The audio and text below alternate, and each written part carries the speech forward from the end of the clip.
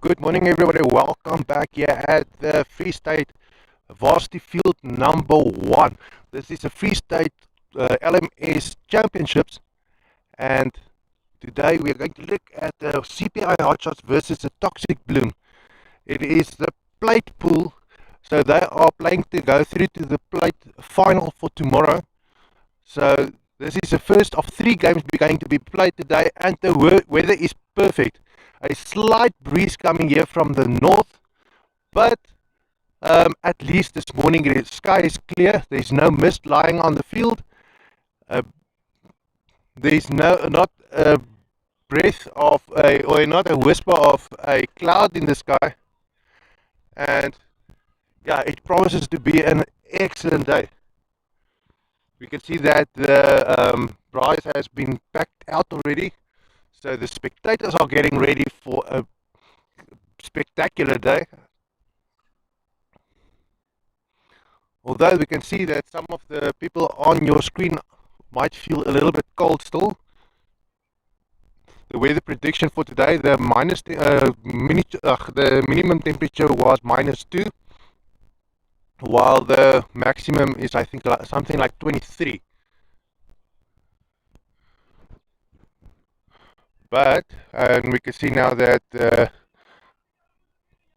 two batsmen of the CPI Hotshots are coming up onto the pitch. Sponsors for this match today is CPI and Capstone Credit. You'll be seeing the logos here on the bottom left of your screen. And yeah, umpire is Hercules. And yeah, let's see what's going to happen today. CPI Hotshots had a very tight game yesterday where they narrowly lost against Bloem Warriors. And that game was touch and go. It could have gone anyway, or either way. With JP Hunt being the last man standing, he had to score 2 runs to win the match, and it is just the bounce of the ball was not what they expected. They could have won that match, but we don't revert back to what could have and should have and what. That is in the past. We are looking to the future, and let's go and see what's going to happen today. As soon as they get the game started, the overlay or the scoreboard should be at the bottom of your screen. Normally that takes a few seconds to come up, but we can see that we've got some legendary players here for the Toxic Bloem. Right in front of you left, you'll see Dutchie, also umpiring regularly. There you go. And the scoreboard is up. So this is promising to be an excellent day. It started well. No hiccups like yesterday. And Benny Leber bowled the first ball of the first innings. People batting is Jaco Dreyer and Arno Bouwer. We will just have to see whether the loss they had yesterday against the Warriors is going to impact the match today. But since the match started on time, nearly a run out there.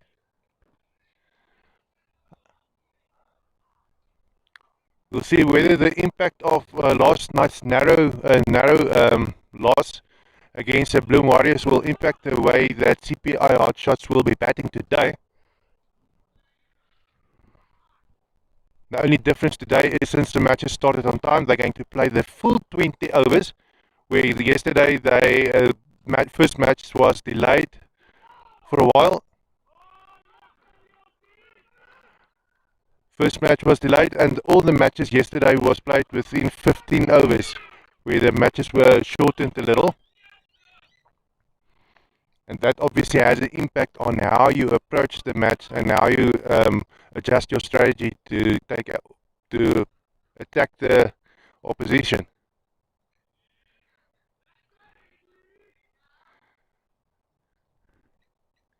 It's a first over, so we can understandably that the hot shots are taking it leisurely or just playing it safe for now. Just testing out the hands of the toxic. Oh, and that went right through Arne. Luckily, it seems like he was back in his crease, so that stump from the wicketkeeper doesn't count, so they just have to put back the balls and continue the match.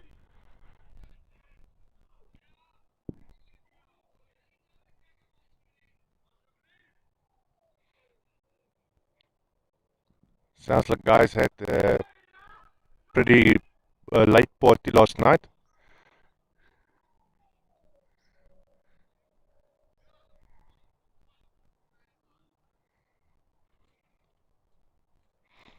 Already offering each other Jagermeisters.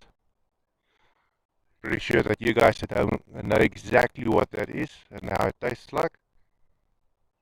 It's a pretty strong beverage, not for kids.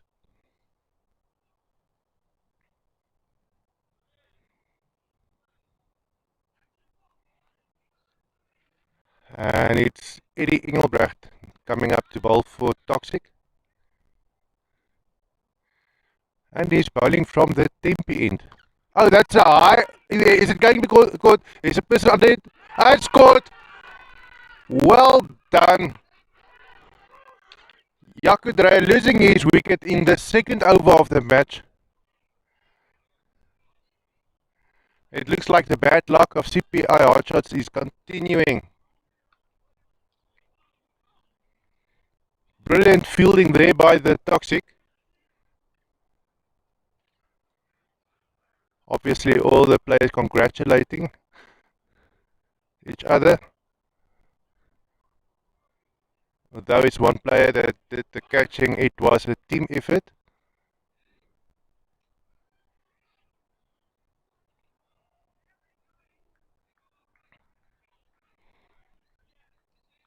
I can assure you that Eddie Engelbrecht is very happy about that wicket.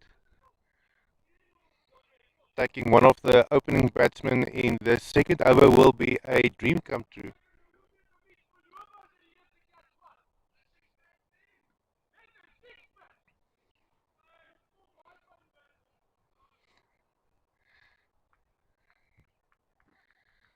Person you're hearing speaking there. Another ball is up in there. Is going to be caught. No, that is going to be hit for a four. And that is how the Hotshots come back from losing a wicket. They quickly go back and hit a four. Get back on track. They're going to go for that at least a projected score of 100. I'm pretty sure they're not going to be happy with just 100. They're going to look for 140, 150 maybe.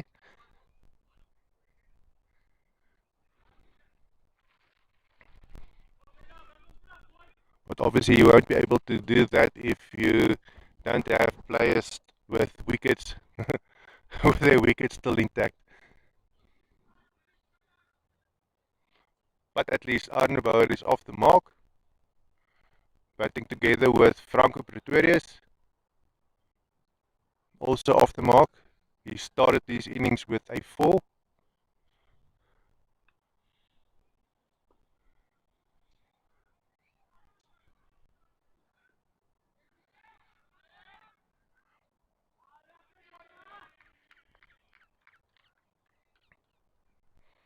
Well played.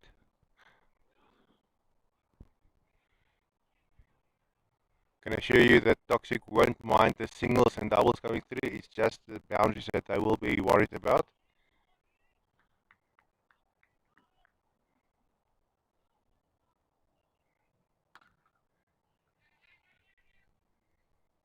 Oh, there's a slight misfield that's going to cause another single run, but no, the Hotshots aren't risking going for a run, knowing exactly the arm of the players in the Toxic team. No, that will be risking too much, especially now here in the second over.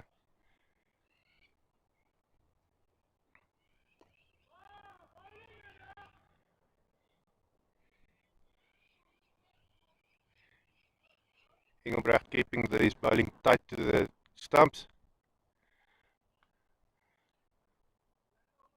Coming up to bowl now will be Benny Libber.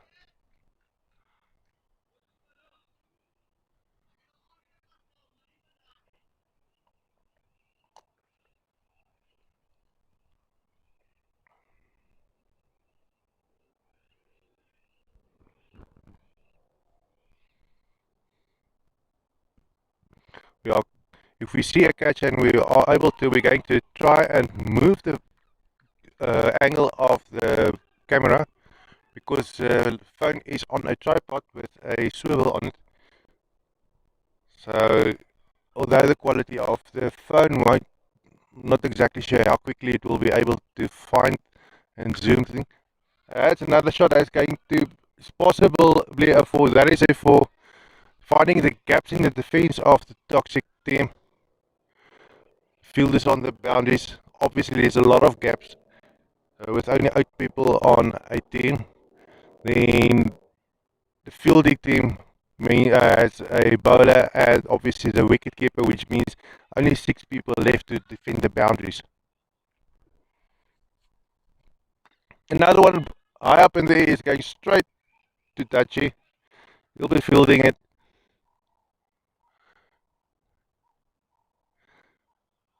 It was up in the air for a while, but it dropped in no man's land. Midfield between the bowler and Tachi standing on the boundary. Another misfield. That is going to cause a additional run.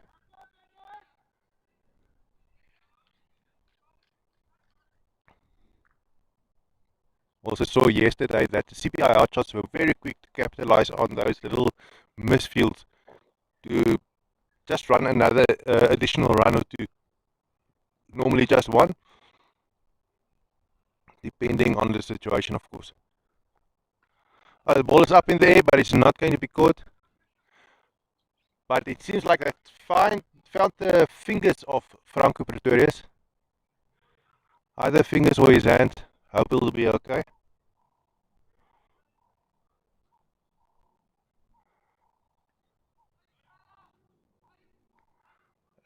They're asking for ice again.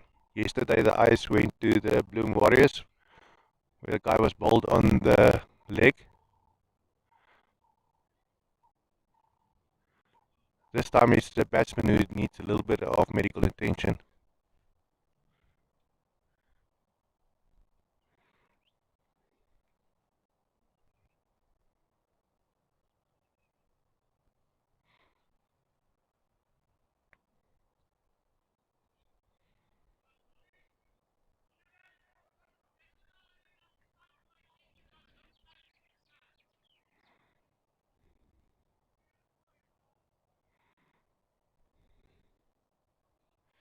Some of the players offering their medical supplies in their vehicles to be used here.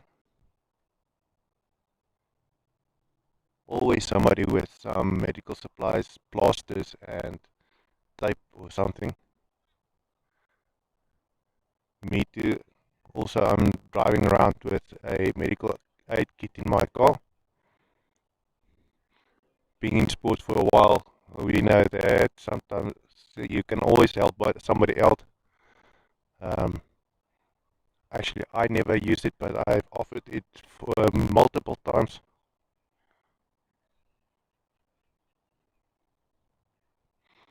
It's always handy to help somebody out to just continue enjoying their day if it's not serious, if they don't have to go to the hospital immediately. Obviously, it's not something like a stretcher or whatever, but might be here somewhere, but hopefully that won't be needed today. If that is the case, there is a hospital on the university grounds in any case. University called Universitas. Also, the medical campus where they study everything medical. That's why it's part of the university. And actually, my brother is working there in a laboratory. working on cancer research. Also through that doing work for the university. He was a student here and now he's working for the university. So I can assure you that is the full scope of many medical students. Um, what they are going to hoping for. Eddie Engelbrecht now bowling. Oh, and that was nearly caught. Looks like Benny Lever there on the opposite end of the field. He had to run backwards to try and catch it over his shoulder. Wasn't successful. Would have been a beautiful catch if he was able to do it. Another ball finding some air, but this one is racing to the boundary. It will be stopped like 20 or 30 meters in front of the rope.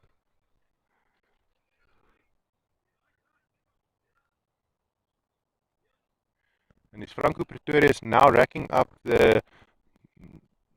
some runs here. Doing a lot better than Arne Bauer. Another shot racing to the boundary. This was stopped just in time. Brilliant field work on the outside.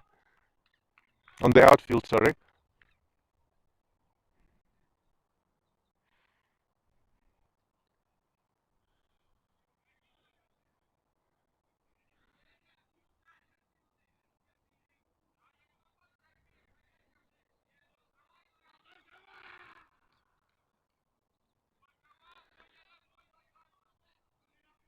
That ball was stopped by Joe Pretorius. And another one is sent towards the boundary, but it's going to be stopped.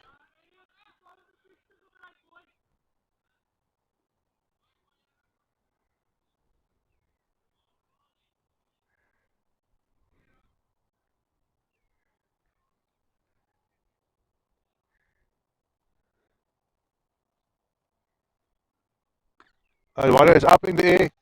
No fielder there in the vicinity where the ball came back to the ground.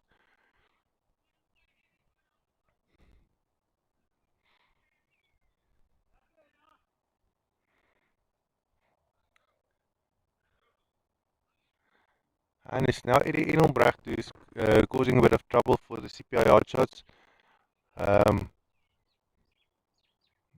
At least hard shots now are attempting to find the boundaries.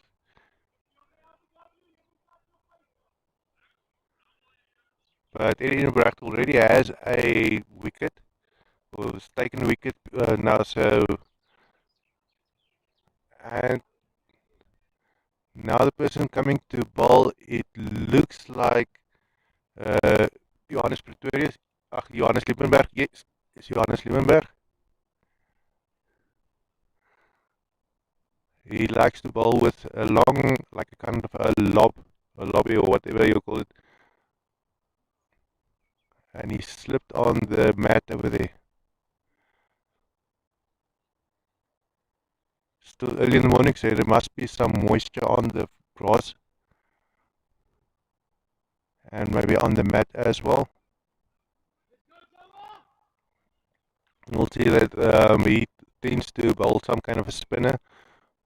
So ball just bouncing right in front of the batsman, making it difficult for him to know exactly what the ball is going to do, because the bounce on these mats are inconsistent, and if you get a bit of spin on it, you don't even know exactly where the ball is going.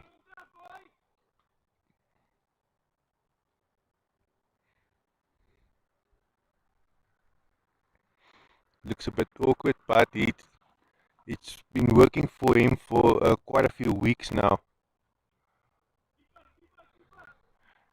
It's a sign of a brilliant cricketer when he is presented with a new challenge, like playing on the mats, figuring out how to use it to his my apologies.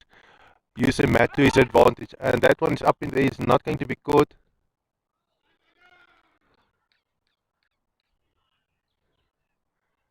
And it's Donovan stopping that ball.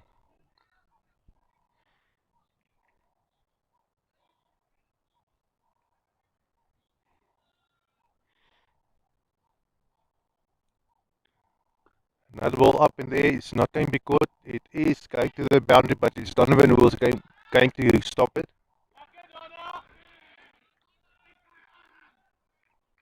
His team congratulating him for having a brilliant arm, throwing in that ball from the boundary.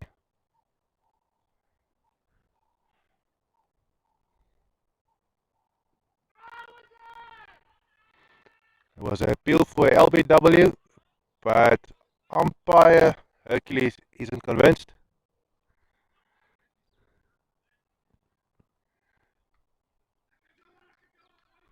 Fortunately, everybody knows who they need to convince to get that, and um, that LBW approved, and that man is umpire Hercules.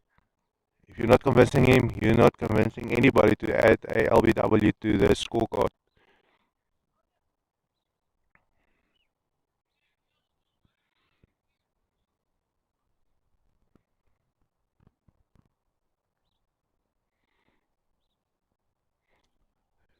Now bowling is Jock Dewitt, also testing out how slippery that mat could be.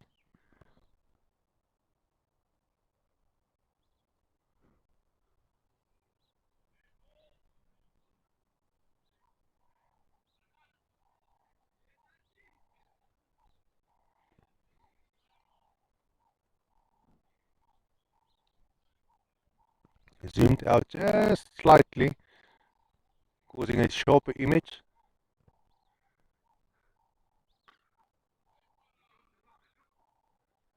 Pretty good defensive shot there by Franco Pretorius. And ball is being returned to Dewitt.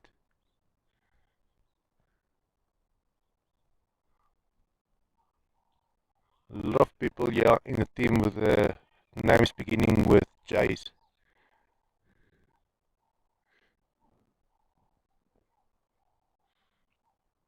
We've got Johannes Liebenberg. We've got Jock Dewitt.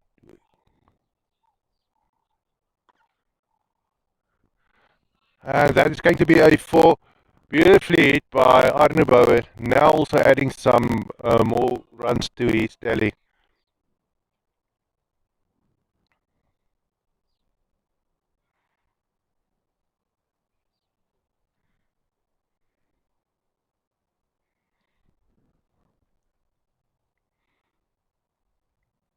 We can now see that the projected score has also risen to 126, where it was 100 earlier on. I can assure you that's going to climb even more here from the 15th over. So maybe they're just getting those singles and doubles, allowing them to tick over the scoreboard for another 10 overs. Oh, and that was that. Unfortunately, the wicketkeeper didn't catch that ball. If he did, I don't know, I would have lost this wicket. Could have, should have, yeah, those type of things.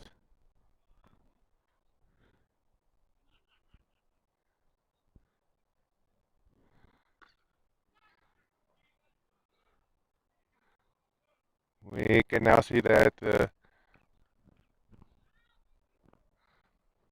shots are trying to get that ball away.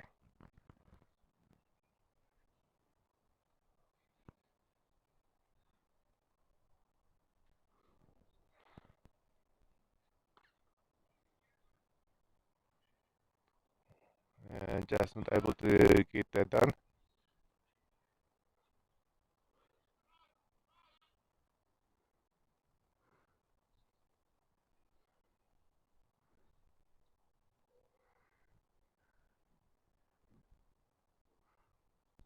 That was over for David.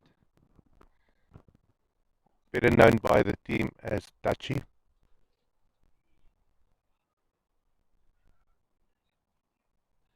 These guys are so used to using the um, nicknames.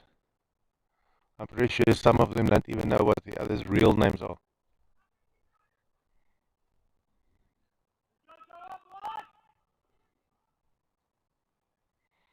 And now you can see it's honestly remember coming to ball. This long lobby. Was that man out of his pitch? Yes, Joe has picked up a wicket. They will be very happy here in the sixth over or the seventh over with this first ball in the over. He's taking a wicket, and you can expect that. Well, yeah, Toxic will be very happy about that.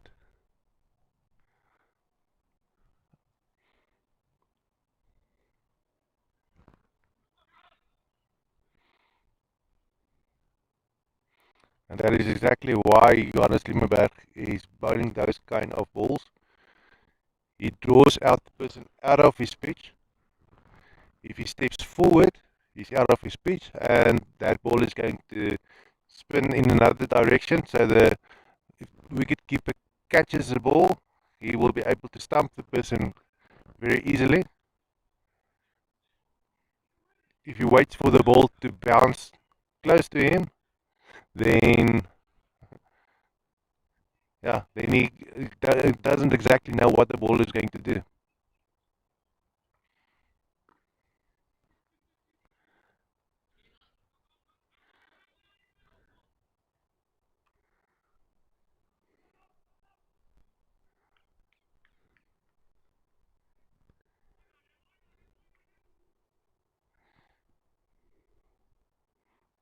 Donovan fielding that ball very quickly.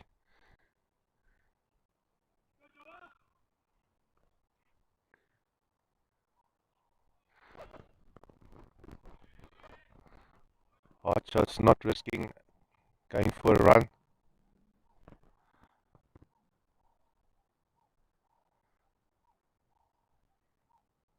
Probably a wise decision, especially taking into account that in the seventh over they've only got 38 runs. Oh, the ball is up in the air. Is it going to be caught? No, there's not a fielder close to that ball. But it's not going to be a boundary. The toxic field is now all standing right on the boundary, limiting those fours coming through.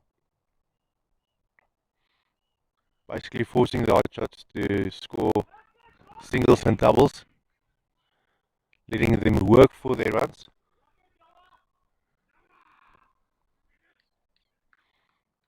Between Dylan Francis and Franco Pretorius, they are very quick between the stumps, so they can actually rack up a pretty high score with singles and doubles.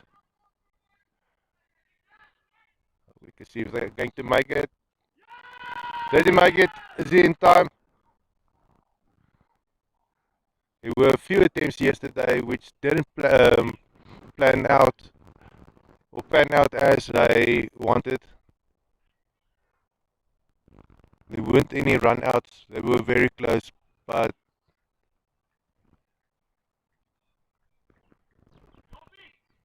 that didn't happen.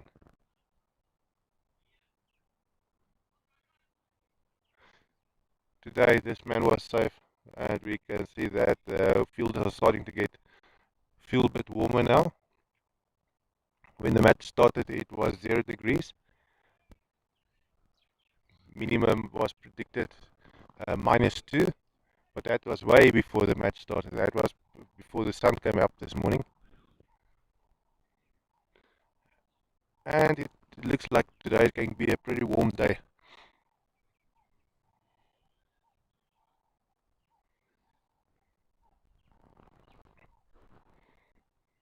Coming into bowl now is Tachi.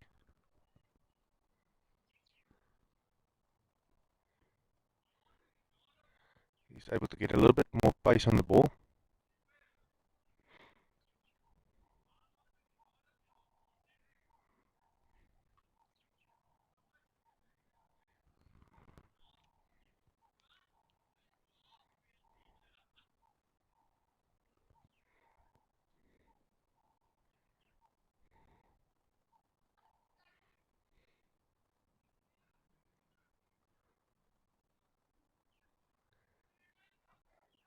Actually, very nice to see the some of the players that usually do the umpiring.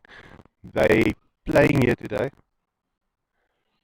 Uh, like Yoppie is usually umpiring, but today he will be playing later on. Same as Dutchy. Look,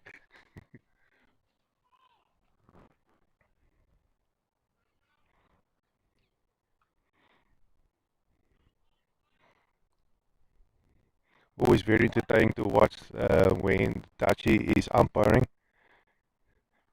because he's got a funny way of showing fours and sixes. He's just playing making a show of it.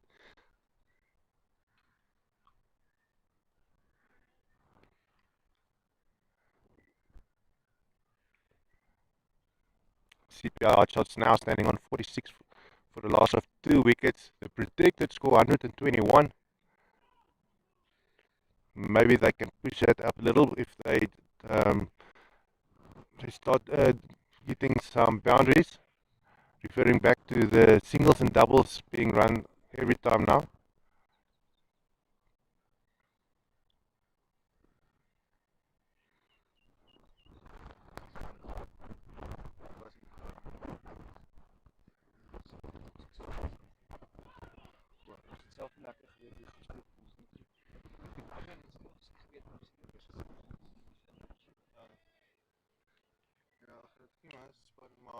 Maar ek ken nou meeste van die mense is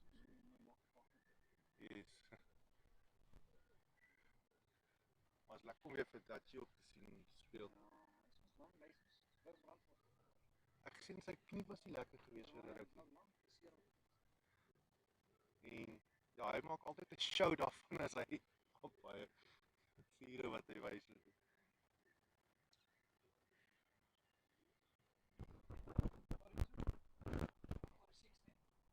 Is nou 50. Is nou 50. Ag,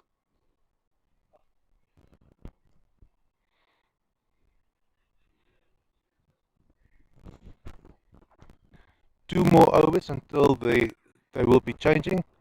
Oh, and Bennett Swart falling there, slipping on the mat.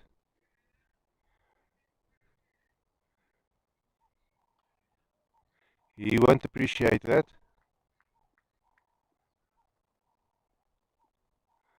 Hopefully the other side of the pitch is a little bit drier, and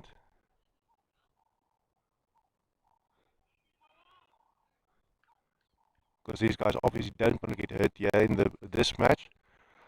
They don't want to put so much of their bodies on the line before tomorrow's finals. Tomorrow they will be, but today they have to throw some caution to the wind.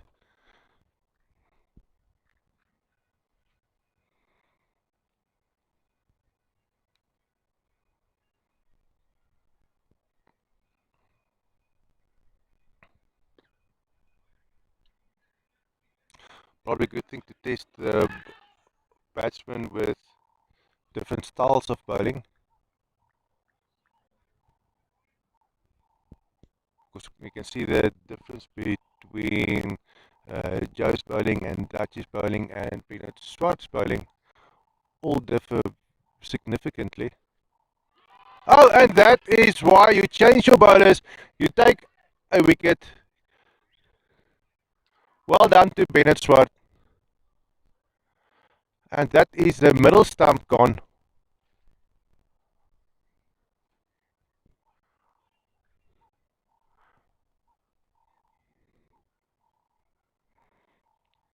Well, now we are now almost approaching the first half of the first innings. Just one more over and then they will be changing sides where the bowlers will be coming from the varsity end.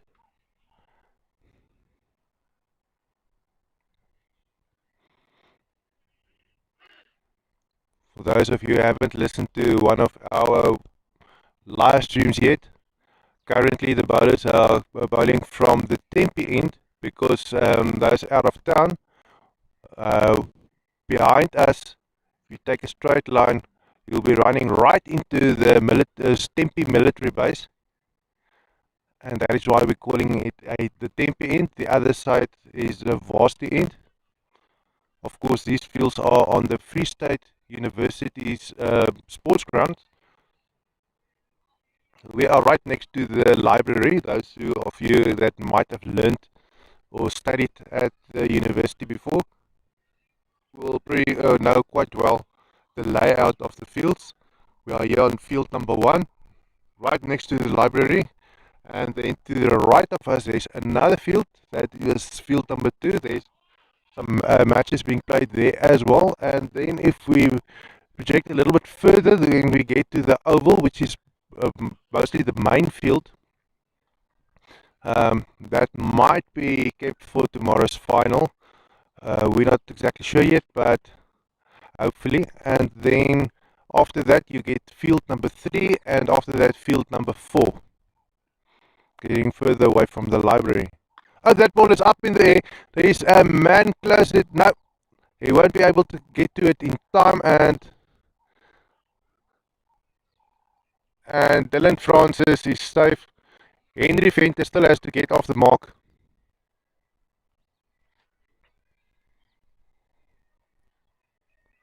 He hasn't faced a ball yet, and he's very vulnerable to losing his wicket for now. As soon as they change, we'll be switching over to Afrikaans commentary. That ball is going to the boundary, but it looks like it's not going to make it. But it did. No, it seems that not like that it didn't make it, because the umpire didn't show a full, so we're not exactly sure. There are cones on the other side of the field, but they are white. He will be able to see that better from his perspective. And Joe will be picking up this ball here right in front of us. Taking the ball to Niels Pretorius. It will be very exciting to see him bat later on. Very well skilled in hitting boundaries. But this time he will be hit for a 4. And Dylan Francis will be happy with that. And the ball will be picked up there in the library parking lot. Shows you how far the ball runs, and what we've seen here the last few days is the ground is hard. There's patches of grass missing between where you see the ground, and that is really hard, which means there's a little friction with the ball if you hit it hard enough, racing it to the boundary.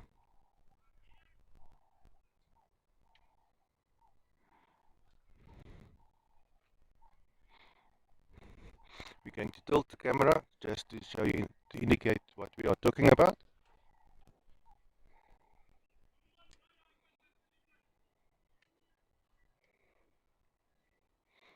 You can see that is mostly on the outfield where the grass looks like that, and it gets better closer you get to the pitch.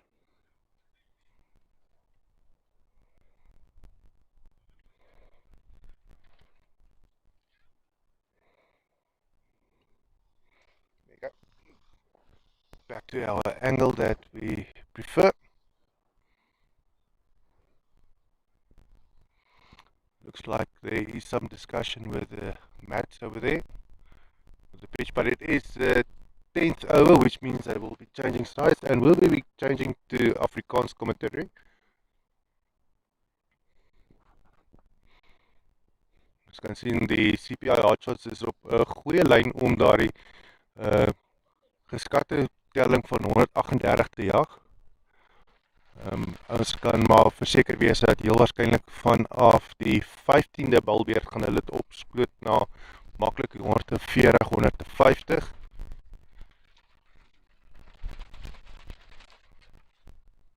Natuurlijk, 'n klein telling enigiets onder 150 gaan nie te moeilik wees vir Toxic om in te haal nie.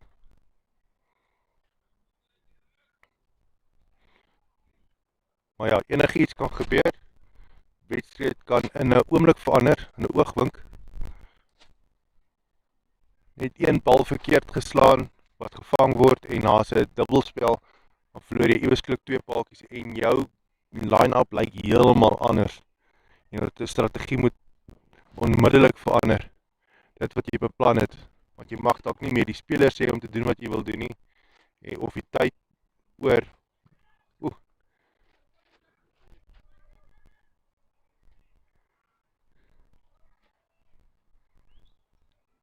amper geval daar aan die oorkant.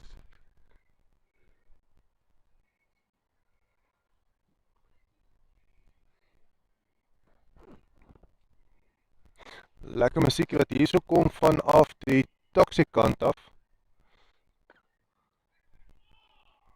Amper gevang daarso deur Bennett vanaf sy eie balwerk.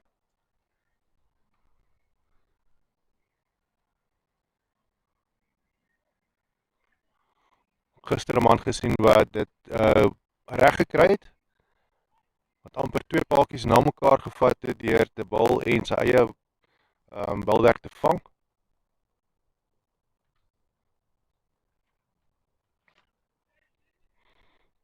En bal word reguit af in veld gespeel na Donovan toe.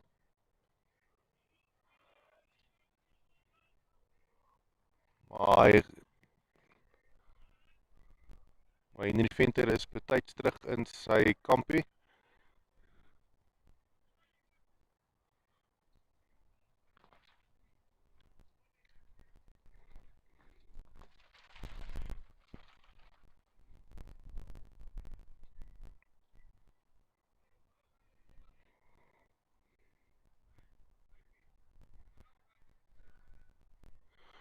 Nog so 4 balbeurte voordat ons die vuurwerke gaan sien begin opklim vanaf hotshots. Dit lyk soos JP Hunt wat die volgende persoon is wat gaan inkom, wat beteken hulle het hulle line-up so 'n bietjie verander van gister. JP Hunt het so 'n bietjie later ingekom en daar was van hom verwag om die wedstryd vir die CPI hotshots te wen. En ja, dit het nou net nie gebeur nie, maar dit was so naby geweest. Dit kon enige kant toe gegaan het. Ek sal enigiemand aanraai om daai wedstryd te gaan kyk. Bal is in die lug, hardloop na die ja. Dit is 'n 4. Pragtige 4 daarso deur Henry Venter. Hy het gister ook baie mooi gespeel. Natuurlik ook baie goed met sy balwerk wat ook gister 'n paar balkies laat val het.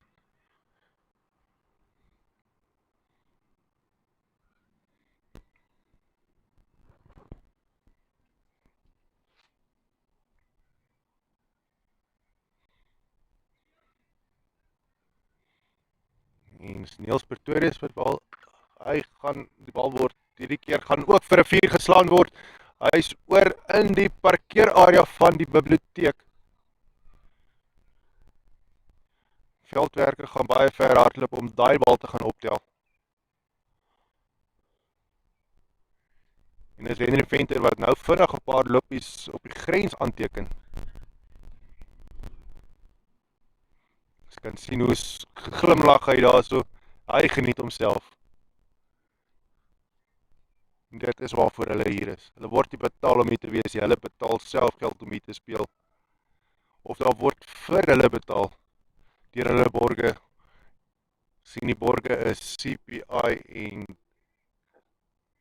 net 'n CPI wat vir die hotshots borg en dan Toxic Bloem, hulle word geborg deur Capstone Credit. Wat moontlik maak dat hierdie wedstryd ook uitgesaai kan word.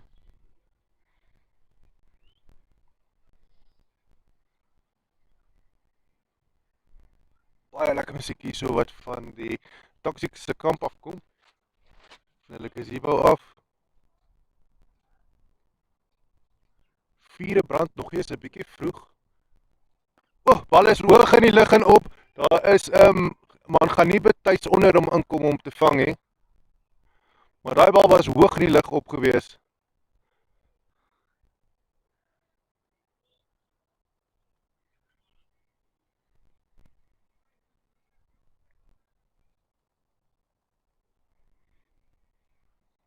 Dis Niels Pretorius wat bal. Nog 'n bal wat grondlangs geslaan word. Maar die veldwerker op die grens reguit na hom toe. Dit gaan nie 'n 4 wees nie. Maar dit is Niels Pretorius wat 'n baie stywe lynbal hierso en dit nie moontlik maak vir die hotshots om Willehoue te speel nie. Die een word net so 'n bietjie gaan dit 'n 4 wees? Ja. Daar het 'n mooi 4 gekom van Henry Venter. Hy slaan nou 4 links en regs. Presies wat die hotshots nodig gehad het. En ons kan sien dat daardie geteikentelling opgegaan het na 150 toe. En dit is presies wat hulle wil hê.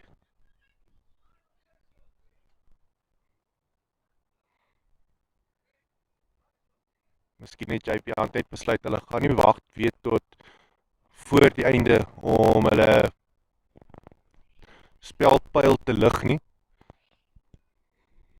Gaan vroeër met begin, hulle gaan nie hulle self weer soveel onder druk sit vir later nie. Want ons het gehoor gister wat hulle in die kamp sê, as hulle net erg meer lopies gehad het, dan sou hulle maklik daai wedstryd gewen het.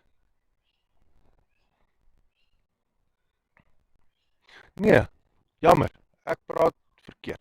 Dit is hulle span teen wie hulle gespeel het, die Warriors, wat gedink het hulle gaan dit nie wen nie, want die CPI hotshots was baie sterk op pad gewees. En toe hier in die, hulle het 15 balbeurte gespeel, so hier in die 12de, 13de balbeurt, toe verloor die hotshot, soos ieweskelike klomp palkies, wat gemaak het, laat dit net afgekom het na JP Hand toe, wat toe die wedstryd moes gewen, en het 0 skraap verloor. Hoopelik draai die dame van geluk se uitwerking op die wedstryd vir hulle bietjie anders vandag.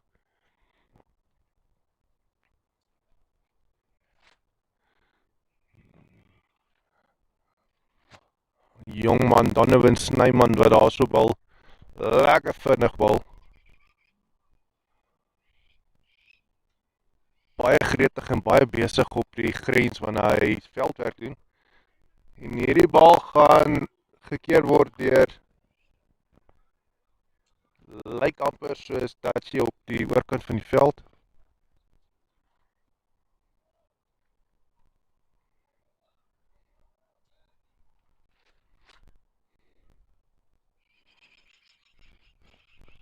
Donovan wat baie lekker cricket speel en baie opwindende cricket speel. Lekker om die jongman te sien as hy aan die gang kom. Nog 'n bal wat grondlangs gespeel word.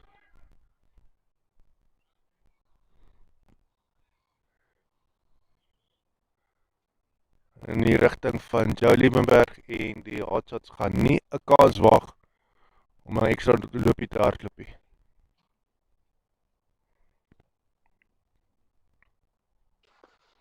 Bal is in die lug op, maar dit gaan nie dra tot by die veldwerker nie. Maar hy het wel die bal misgeval, wat beteken dat die hotshots het 'n kans waag om nog 'n loopie te hardloop en dit suksesvol doen.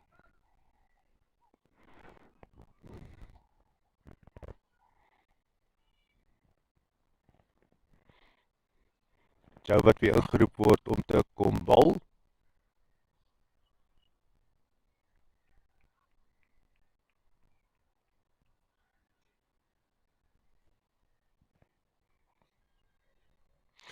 Net so klein bietjie van 'n variasie inbring vir die hotshots om die lewe vir hulle bietjie moeiliker te maak. Ons is in die 13de balbeurt. Of 13 balbeurte is voltooi. So, ja, dinge gaan nou al hoe meer interessant begin maak om te sien wat se teikentelling die hotshots kan opstel vir die toxic as hulle terugkom in die tweede beurt.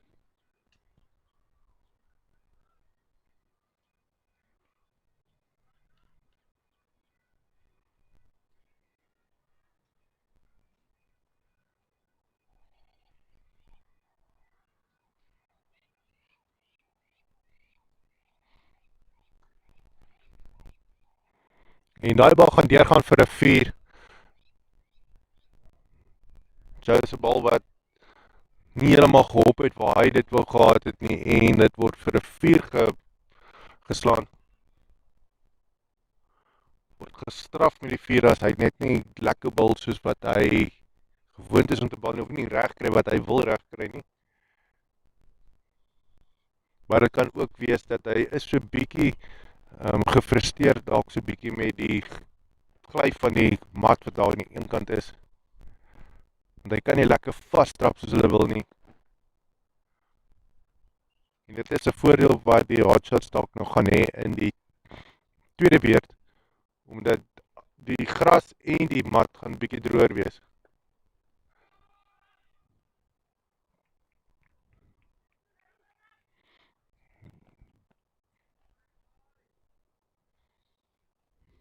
Dan wil die bal net partykeer voor die grens aan die ander kant van die veld.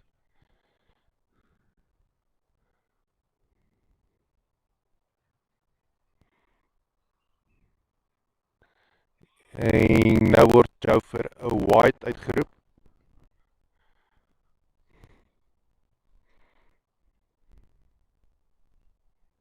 Seker baie frustrerend as jy nie lekker kan vastrap as jy wil nie.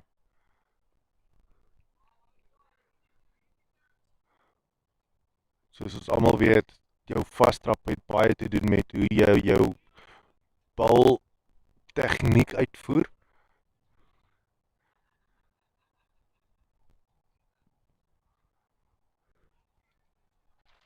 Iets wat jy van kleintyd af leer en aanpas soos wat jy nou ouer word en sterker word en meer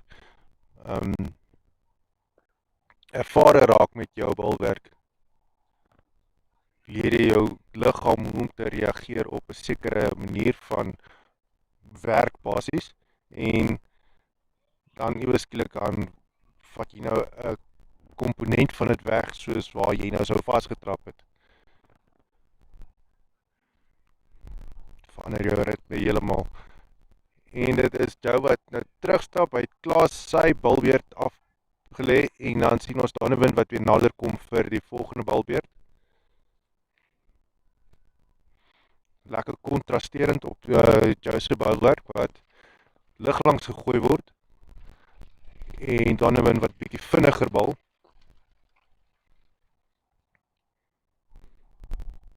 Dis die twee uiterstes wat hier so vir die hotshots aangegee word. Bal is in die lug, maar hy gaan nie gevang word nie. Net te ver weg van die veldwerker af.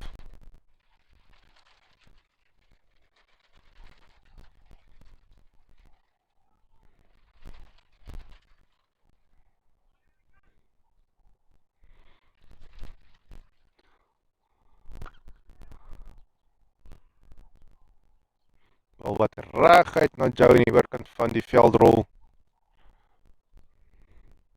En as die hotshots wat dit reg kry om hulle teiken van 100 nou op te stoot na 154 toe. Hulle uitgeskatte telling en daai gelyk is wat te 4 gaan wees. Hy gaan nie gekeer word voor die grens nie en dit is iets wat Henry Venter na die spel toe bring. 22 lopies van 11 balle. Dit gaan nou natuurlik nou opstoot soos daai 4 nou bygetel word.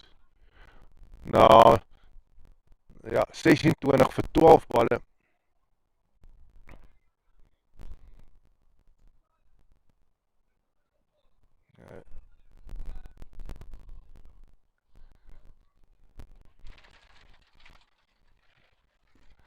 JP Hand wat so bietjie verkeerd daarso vir die mense vertel, dit is nie Henry Venter wat amper op 50 gesê, dit is Dylan Francis wat op 45 staan, Wat beteken hy gaan oor na 5 lopies wat hy aanteken van nou af gaan hy moet verklaar. Dan gaan JP Hunt inkom, maar dan beteken nog iemand met wie kom nader staan in die noem die square leg umpire of umpire posisie.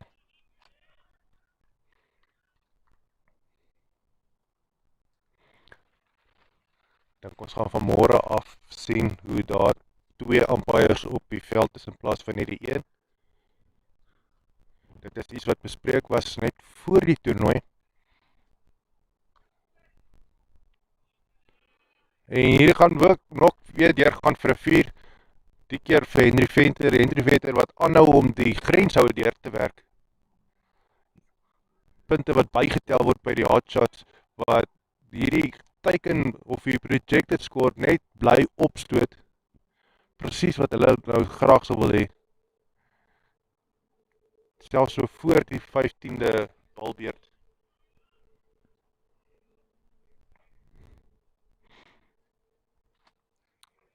Hulle gaan baie interessant maak. Dylan Frans is nou op 49 lopies. Nog het een voordat hy moet verklaar. Gaan hy dit doen met 'n grenshou of gaan hulle hom deur hardloop? Eddie Engelbrecht gaan natuurlik iets wil te sê in daarin en dit is waarom hy nou kom bal.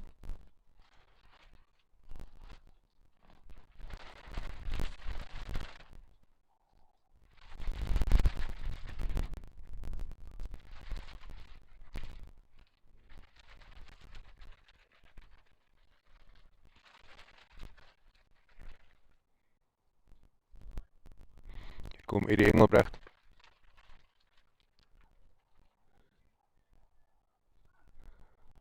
Hulle wag nie nog om nog 'n tweede loopie te hardloop nie. Wyse besluit.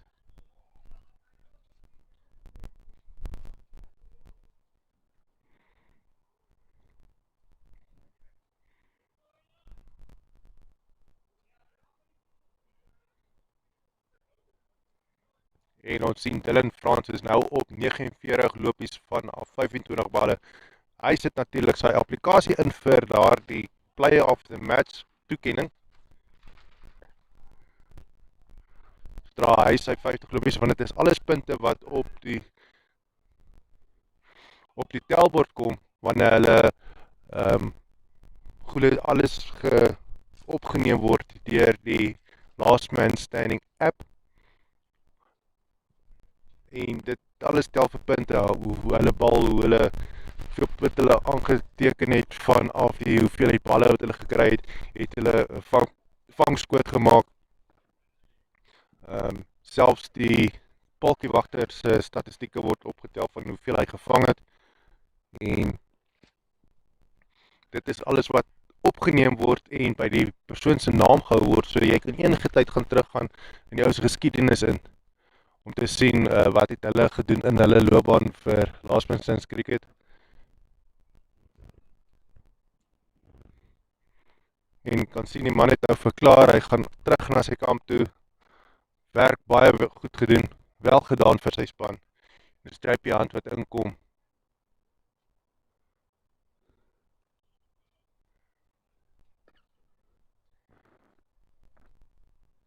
Henry Venter wat natuurlik, alhoewel hy hier die kaptein is, nie nou die leiding moet neem daar op die golfplat. Saam met sy kaptein JP Hunt.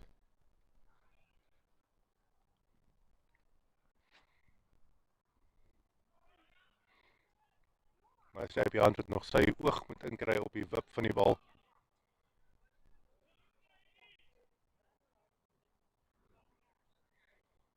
Dit gaan hom nie te lank vat nie.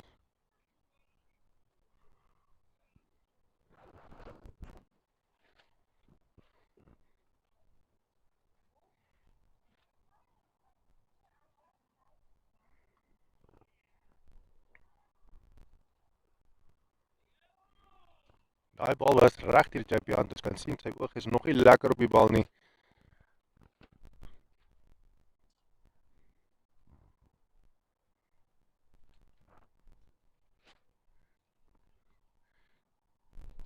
Dit was die balbeurt van Eddie Engelbrecht. Nou kom om te bal is Benny Libbe, kaptein van die Toxic Eagles, of Toxic Bloem.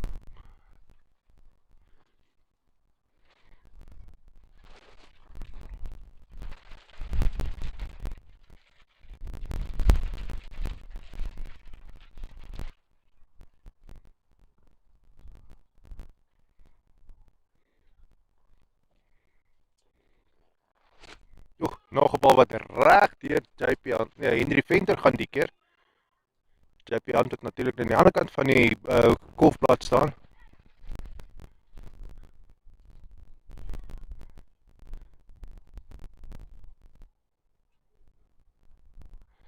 En die Libbe wat hier of Henry Venter onder baie druk sit.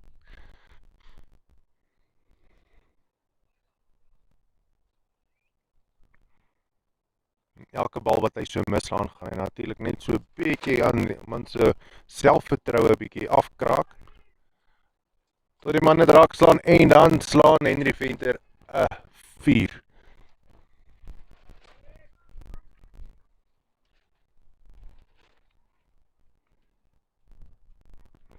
Henry Venter wat nie homself vinnig aan laat afskrik deur Benny Libbe se balwerk nie. Bal wat weer daar deur aan die kant in die biblioteeks parkeerarea opgetel word.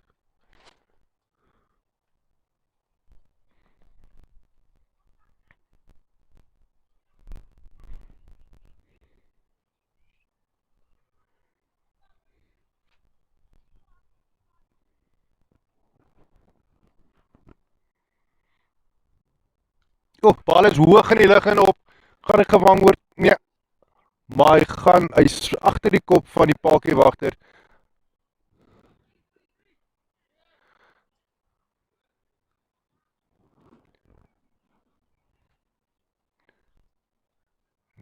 Net voor die grens opgetel deur die paaltjiewagter.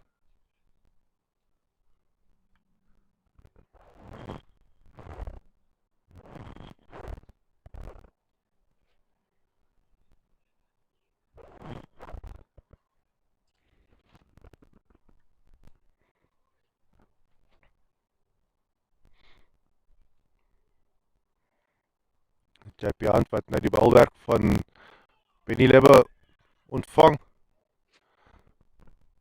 swaai weer en mis die bal.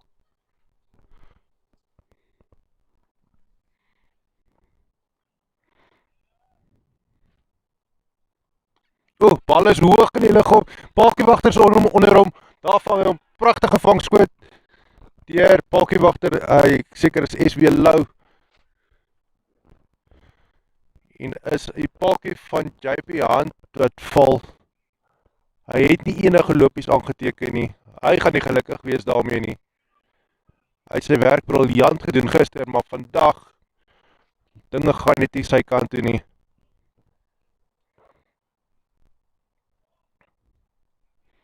Hy kon net nog nie sy oog op die bal kry nie en dan verloor hy sy paaltjie waar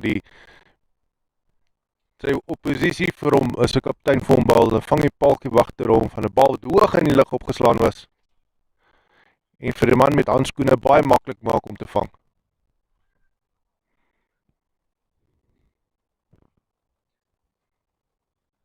Paaltjies wat nou vinnig begin val vir die hard shots, maar ook die eerste helfte van die wedstryd, die eerste beurt wat nou vinnig uithardloop.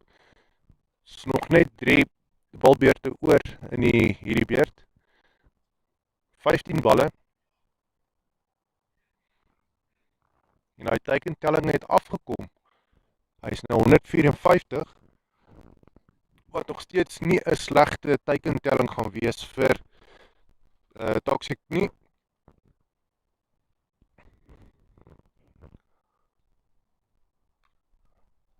Nog 'n bal en dit is en Donovan vang hy bal mis en dit gaan deur vir 'n 4. Henry Venter wat natuurlik sy oog nou al lekker in het op die bal en nog nie meer lank gaan wees voordat hy ook moet verklaar nie.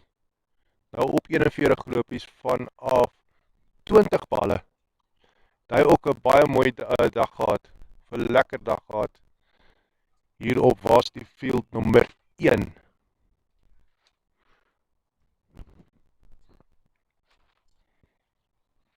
En dit swart wat balwerk oorneem, en kry net die lekkerste balle weg nie. En nou kry Ivan Venter 'n beurt om sy stempel af te druk op hierdie span, op hierdie wedstryd.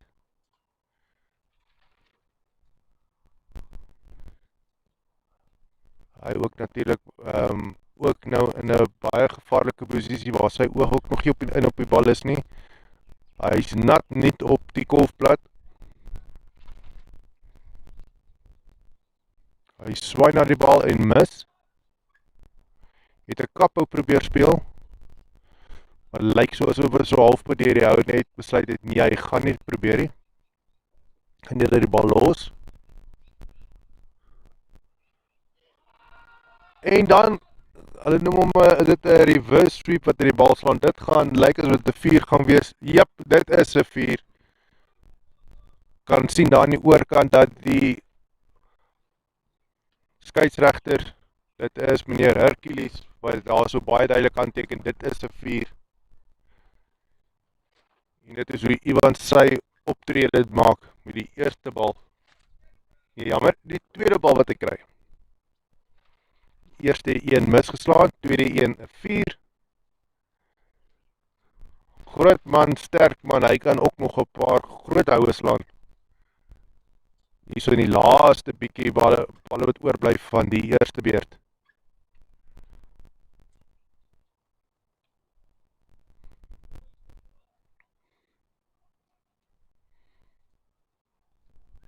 Is dit 'n beenvoorpaaltjie? Ja, daar verloor Ivan Venter sy paaltjie ook met 'n beenvoorpaaltjie, gebal deur Benne Swart. Hercules is op die perfekte plek om te sien dat dit 'n beenvoorpaaltjie is. Die hele span het uitgeroep daarvoor.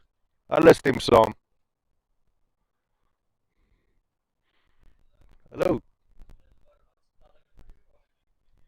Telling is nou 140 vir die verlies van 5 paaltjies. Hulle is in die 18de balbeurt.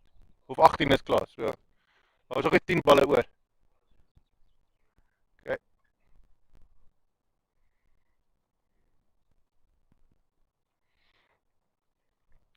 Van die ondersteuners wat hulle kom seker maak waar die telling is.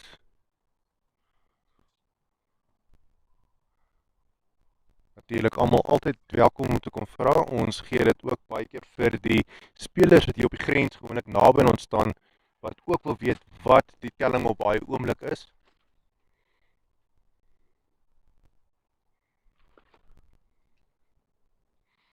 En dit Andries Wiegelaar wat inkom. Hy het 'n speler van die wedstryd toekenning gekry gister. Hy baie mooi gespeel het. Ons kyk hoe kan hy hierdie spel vir sy span deurtrek tot hulle in hulle beurt.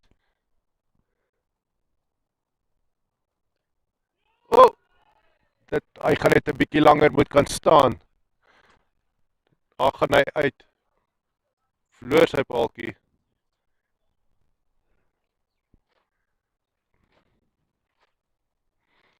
Vandag is nie sy en JP se dag gewees nie. En nou is dit Dylan Francis wat moet terugkom, wat verklaar het vroeër in die wedstryd.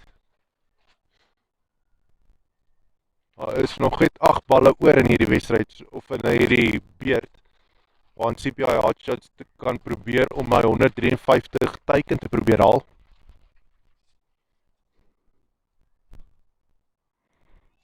Hulle gaan natuurlik probeer om meer as dit te wil doen. Hulle 2 manne wat verklaar is, dit is waarom hulle nou op 141 vir 6 staan. En dit is net netjies opgetel. Tik houtjie agtertoe.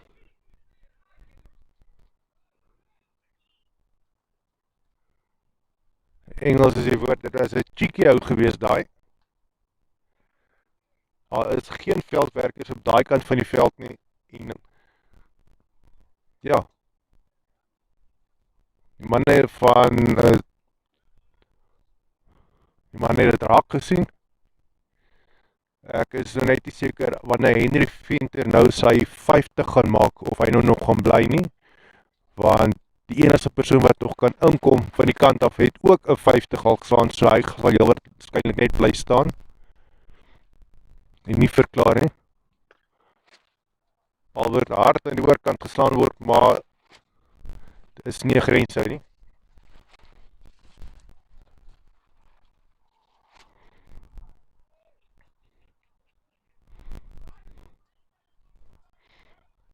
En dit is Benny Libbe wat nou bal in die 19de balbeurt.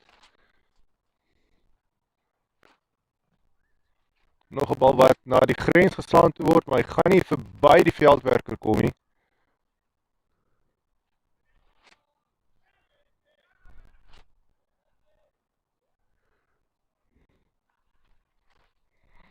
Wonder wie hulle gaan inbring vir die laaste balbeurt.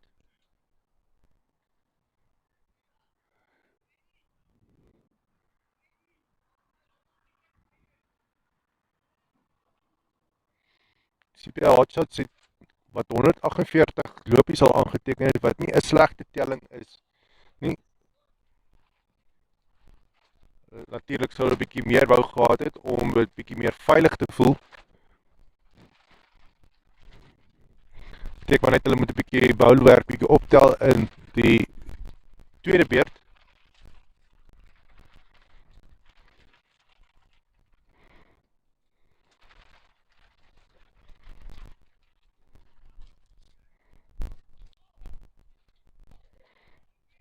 Die puntebord onder wat so klein bietjie vertraag is, want dit is nie Benny Libbe wat nou bal nie.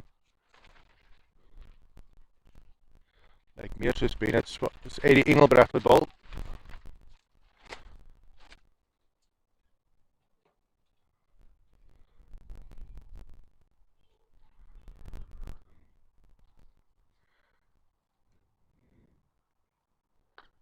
Bal word ook aan die grens geslaan word, maar hy gaan...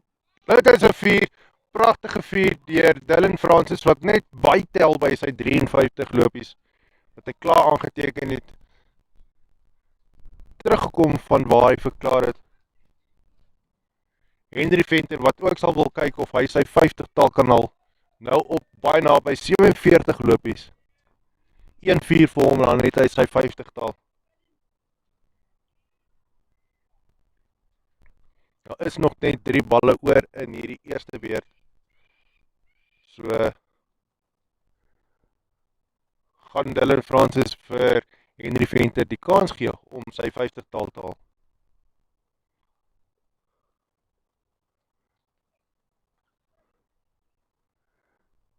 En hulle gaan deur vir 'n enkel, waar dan vir Henry Venter op die ontvangkant van die balwerk van Eddie maak. Hy gaan nou kans kry om sy 50-tal te maak, voordat die balwerk uitgehardloop is, of uitgehardloop het. Hy het gegaan vir 'n 4. Nee, seker nie.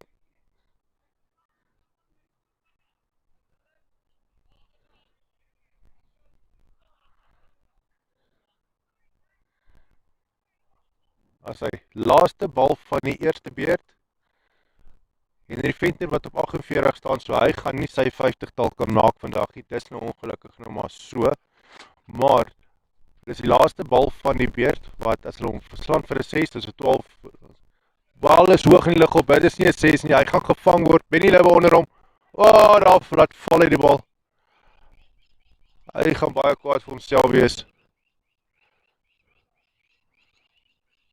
maar nietemin, die teiken waarvoor Toxic moet inkom en kom haal is 156.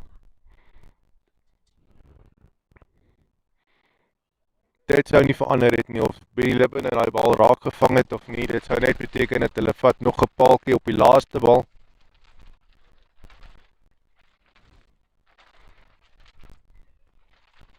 Maak dit te veel van 'n groot verskil nie. Maar ons kan sien dat die Kiwite het ook opgedaag om te kom kuier hier op die cricketveld. Hoop nie eers van hulle word raak geslaan in die tweede beurt nie. Maar die mense wat nou eers 'n bietjie gaan ietsie gaan drink, ietsie gaan eet.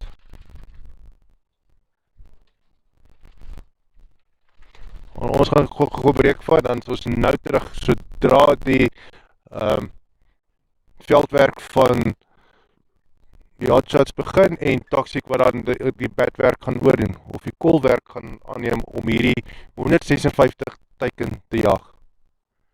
Is nou terug. Kry ietsie om te drink, ietsie om te eet of aan te knibbel en dan geniet ons hierdie wedstryd saam. Sien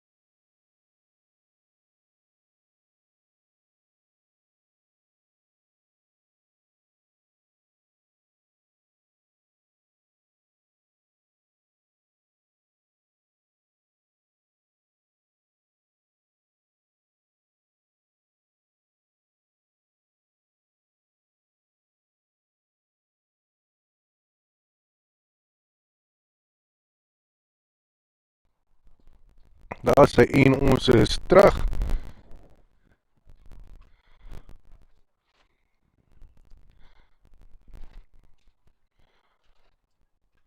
Toxic now chasing 156. Let's see how easy they will be able to get this. It's going to be a pretty good job. It's not going to be done that easy.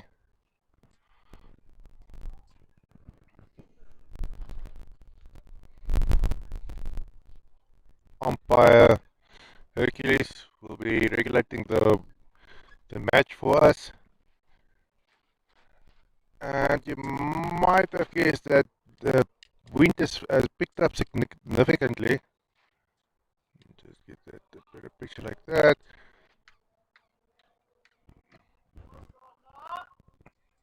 So we will apologize if there's some tremors in the visuals every now and then.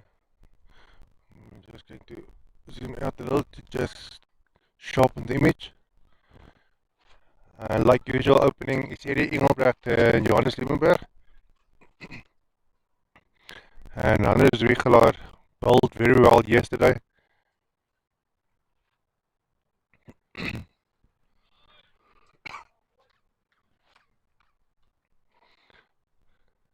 And that is how you respond to chasing that 156, 153. That's 156. Open with a 4.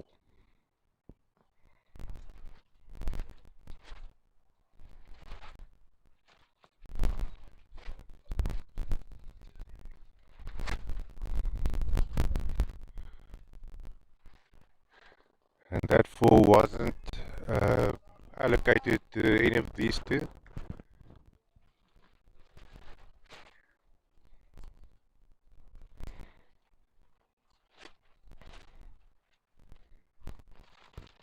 Wide.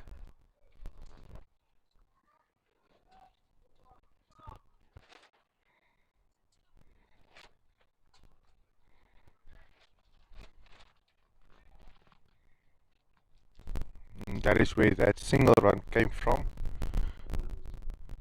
Word to Joe.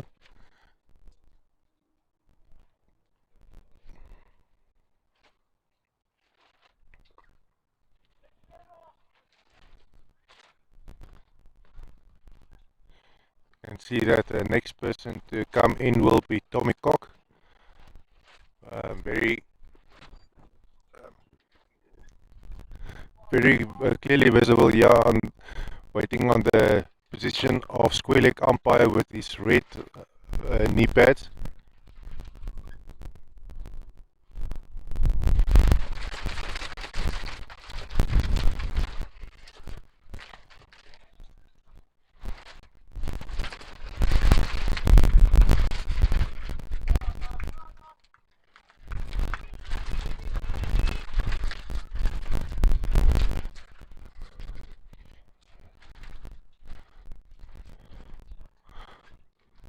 Hopefully the wind will die down a little bit later on. It's causing all sorts of problems. If it's going to pick up a little bit more, we'll have to take down our gazebo. Don't want to damage it. Don't prefer taking down the gazebo. Yesterday we worked without the gazebo because we had to be mobile between the matches, and yeah, got a little bit of sunburn in my face. So nothing too seriously, but we're trying to avoid worsening that today.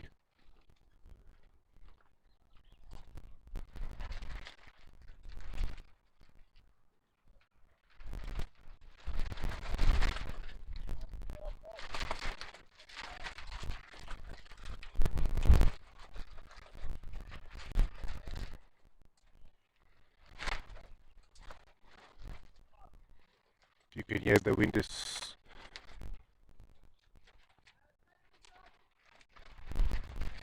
Afrikaanse woord is lastig.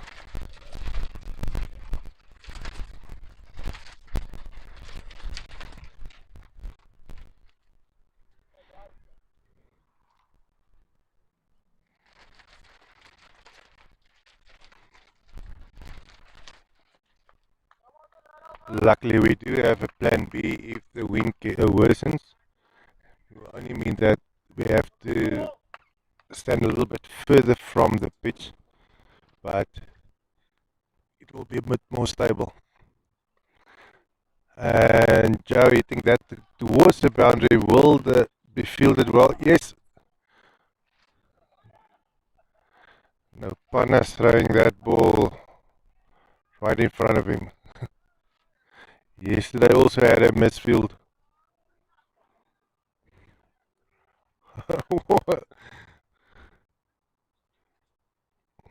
He's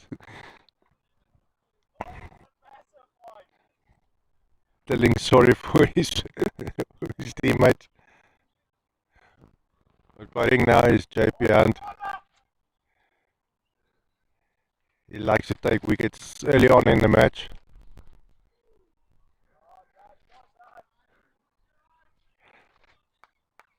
And that's probably because of his accuracy. He's bowling a little bit faster and he's bowling extremely accurate. And he tends to take a lot of wickets that way.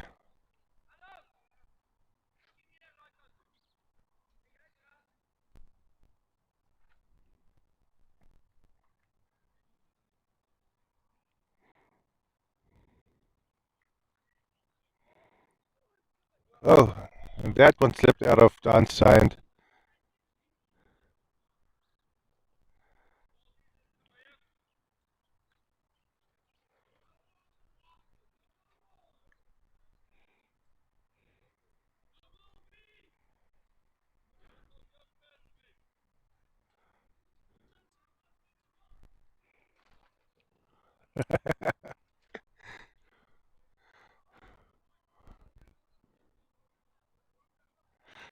Umpire taking control of the supporters on the side,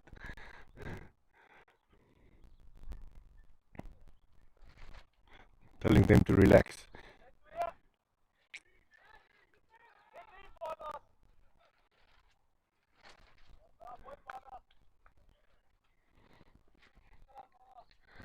And we can see that Toxic Bloem has they require 143 runs from 92 balls.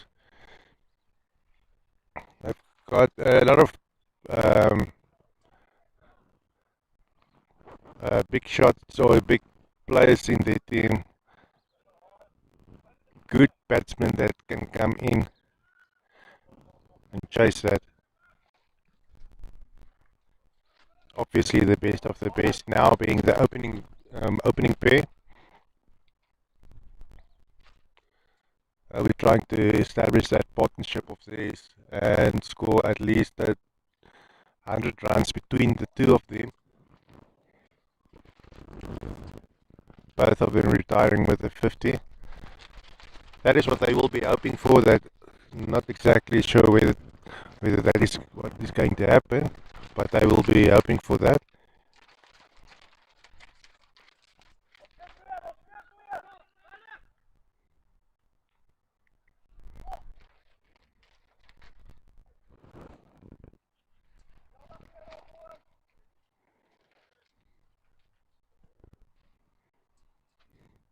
And that was over for JP Hunt.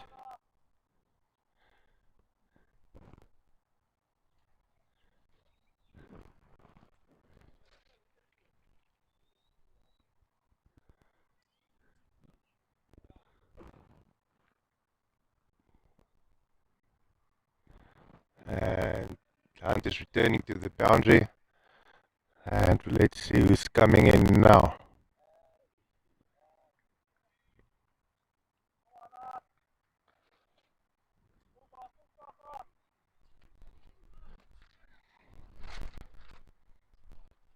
Andries Wiklaar, player of the match of yesterday.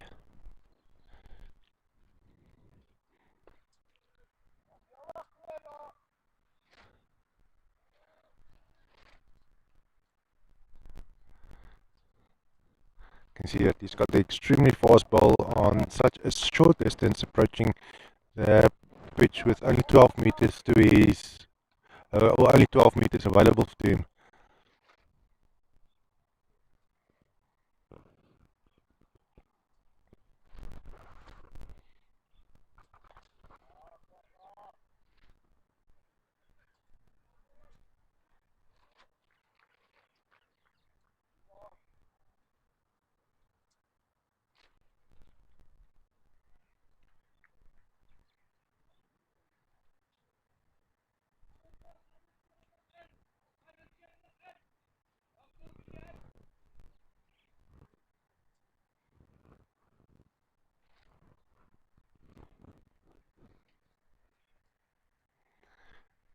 Okay, I'm telling the rest of the fielders to come in a little, those on the boundaries.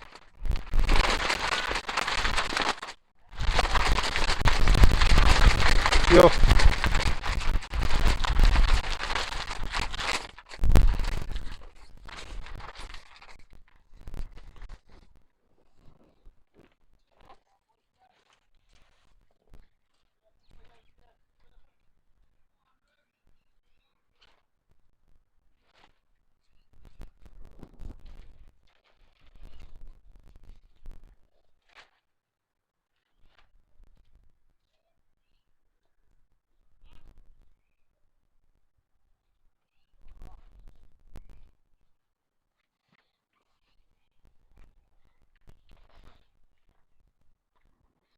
These wind gusts causing us a bit of trouble, yeah.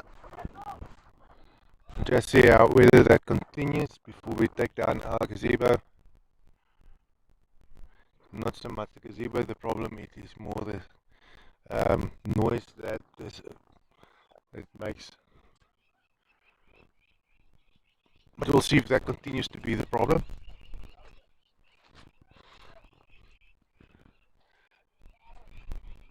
Luckily, we've got a remedy for that if the problem persists.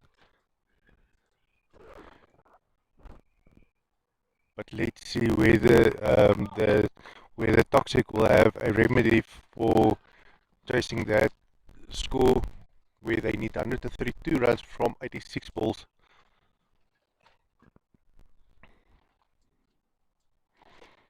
That ball is up in there. Will it be caught?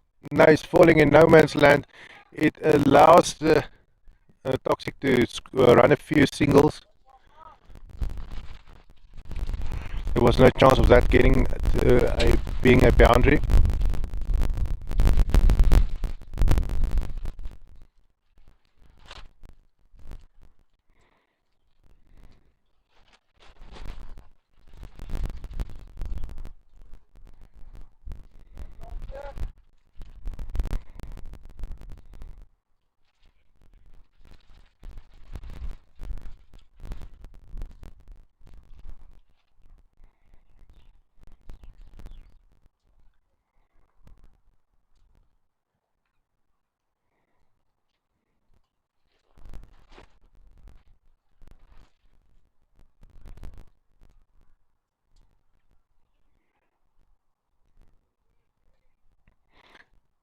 CPI coming in now to bowl again, asking his fielders to come in a little.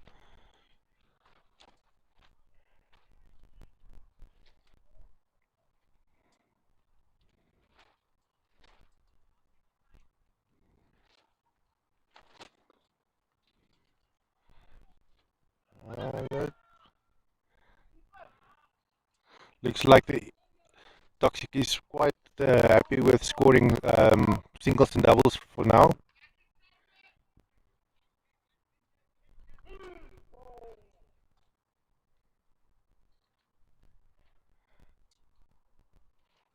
And they will get there in the end if they score 2 runs from every ball, basically. Not too much required. Hard Shots had that situation yesterday, so they will know how to handle that kind of a situation. It will be fresh in their memory from yesterday. Our ball is up in there. It's not going to be caught.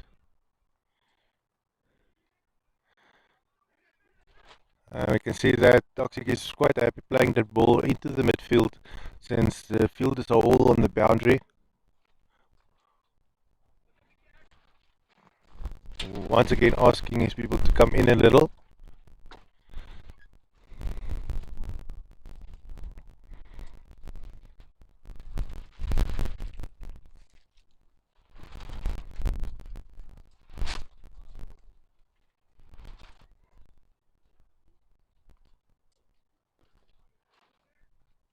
Balls once again played to the boundary, but it's straight to the fielder. Just enough for a single run.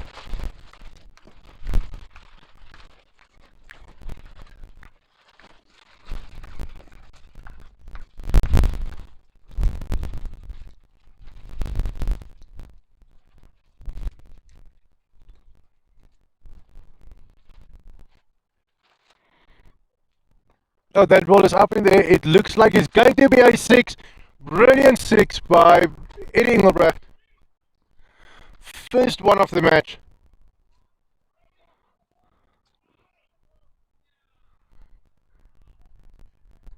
JP Hunt won't appreciate that. But then again, no bowler likes to be hit for a six.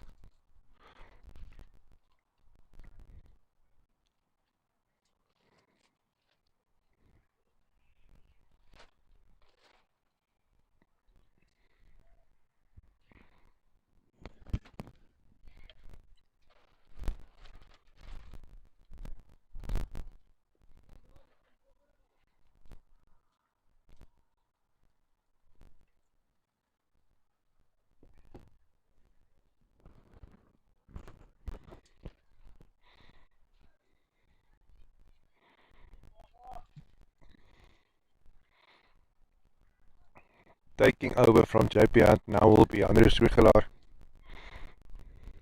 Like we said earlier, yesterday awarded man of the match.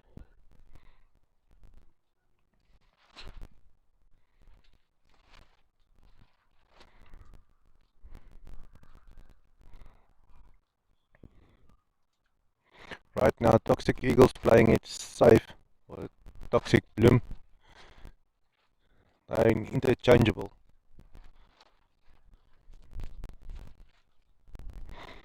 Both teams are being financed by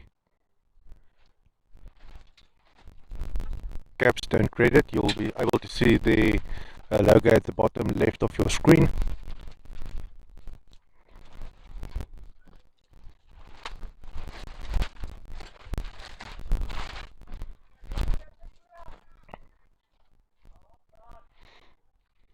Okay, we're going to do something about this gazebo of ours.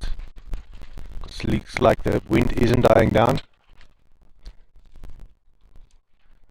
Just want to get some stability in it so that we don't damage our equipment.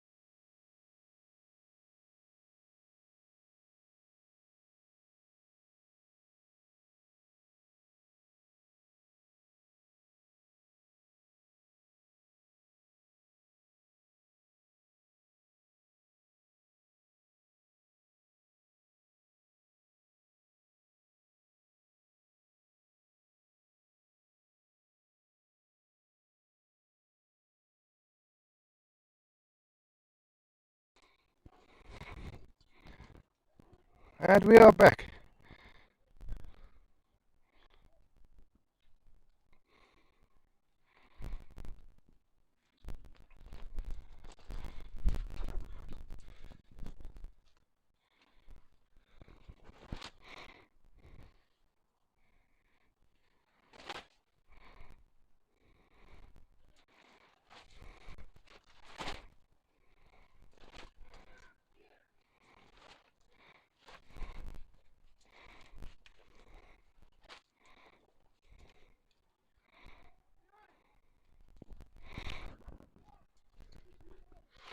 There you go. Sorted it out a little. Step number 1.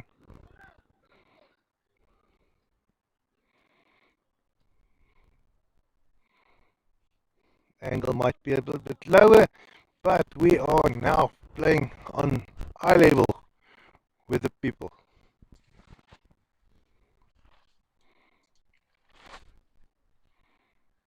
Franco Pretoria is now bowling.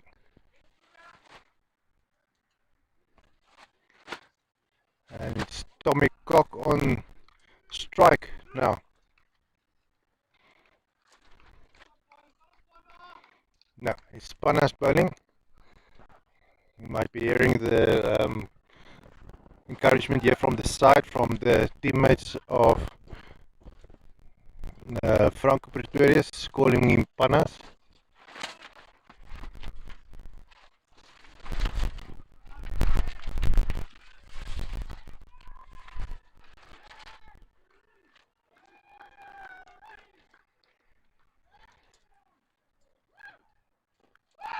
Some excitement here from the hot shots.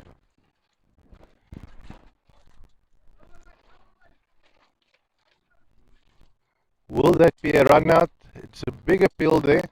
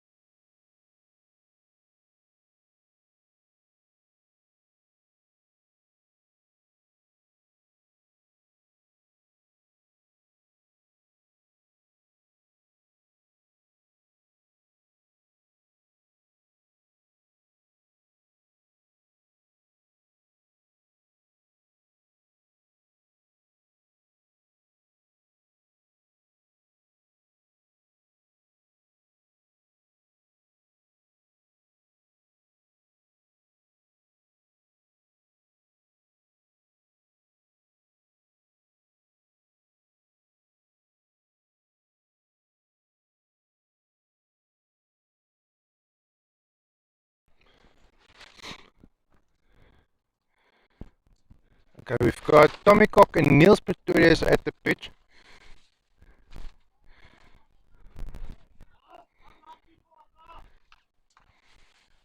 Looks like the tails are up from the hard shots.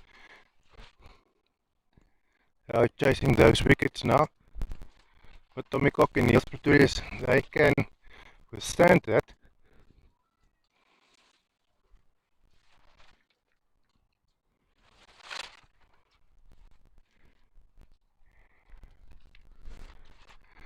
Nice bowling here from Uncle Andries Wichelaar. Very fast bowling from him. He's going to make it difficult for those boundaries to go, or those runs to come through.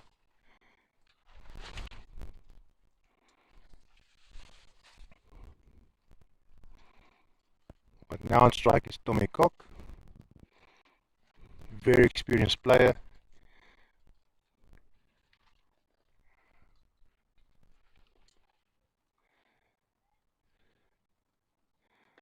And he's hitting it up in the air. It's falling in no man's land. It's going to be collected from the fielder coming from point end.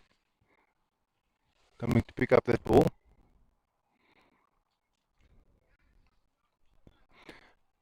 And as we predicted, it seems like the bowlers don't have that much of a slipping problem on the mat anymore.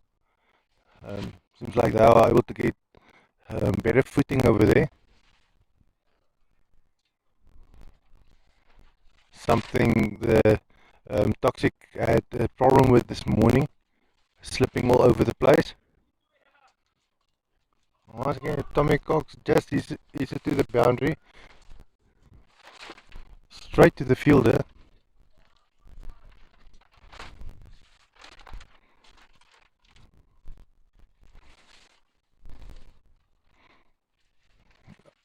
Only rewarded a single for that effort, and let's see when they will be picking up the pace with their runs.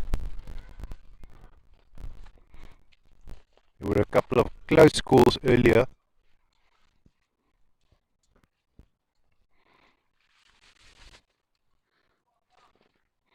Maybe they are just rattled a little, just enough to throw some caution to the wind.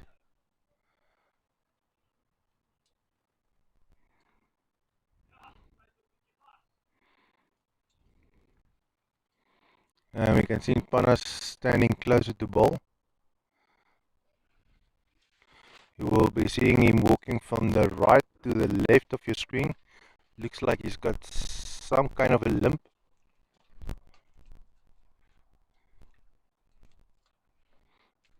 We saw that he had that injury yesterday as well.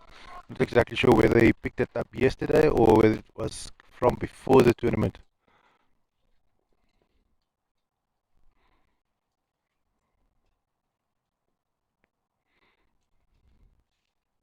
Maybe he's recovering from something a bit more serious. And these are merely the last effects of that injury being healed now.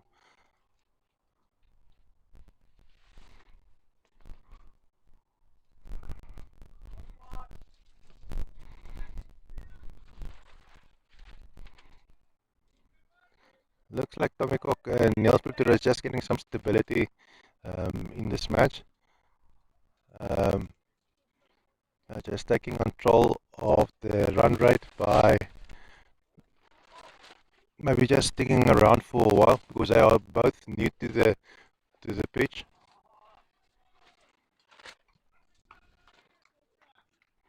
And both are very well versed in hitting sixes and any boundary basically.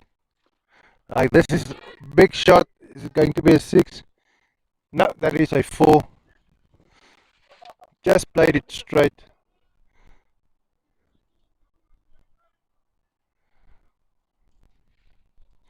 Looks like Barnes is a little bit frustrated because one of the fielders weren't standing there.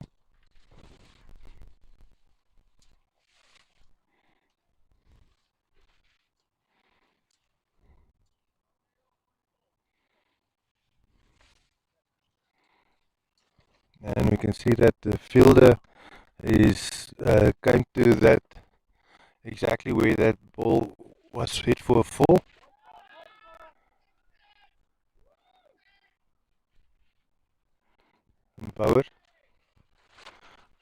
Bobby was expecting, or they are expecting for Niels to play that exact same shots a few more times, and if he does, but he's got more shots in his arsenal.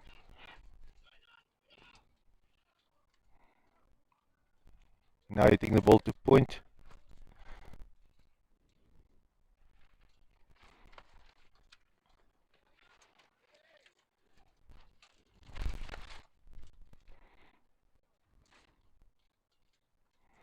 Niels probably has seen that Bauer was standing there where um, exactly where I did the shot,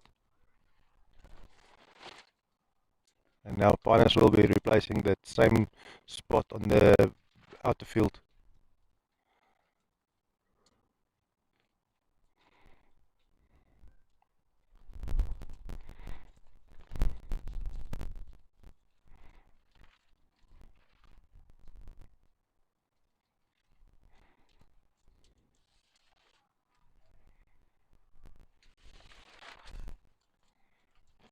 Bauer just cut it to fine leg. No, it's not fine leg. Just cut the ball, and but it's not going to be a four.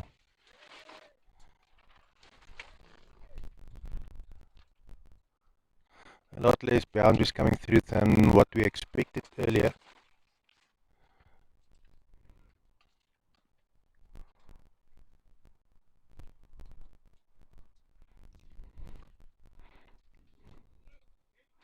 Another ball racing to the boundary, but it will be stopped.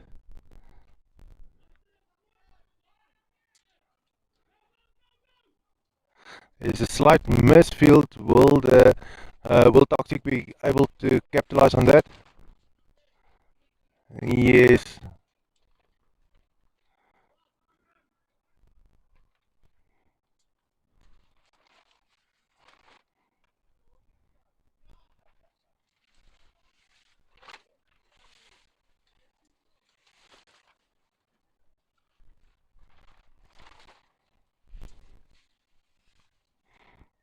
Bauer. Niels just defending that. Bauer unable to get a hand on it, and that one ball just rolled straight past him. Now cock and strike.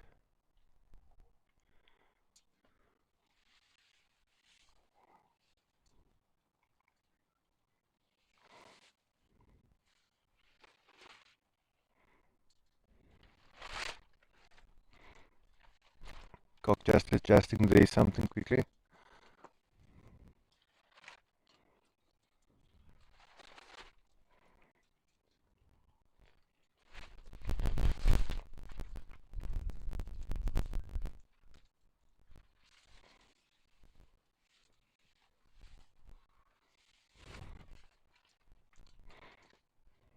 Bauer. That was a full toss. He's being punished with a, now there's a fielder on that side. Bit of a misfield, but it allows Cock to just get a single run from that.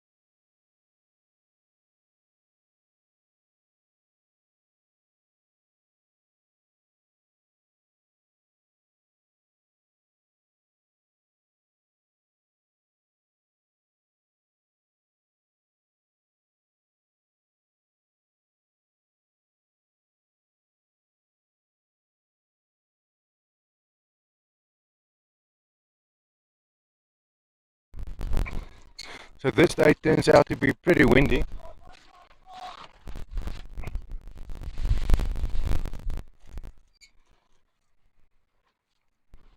And the wind is turning from all sides. There's gusts coming through, causing all sorts of problems here in our camp.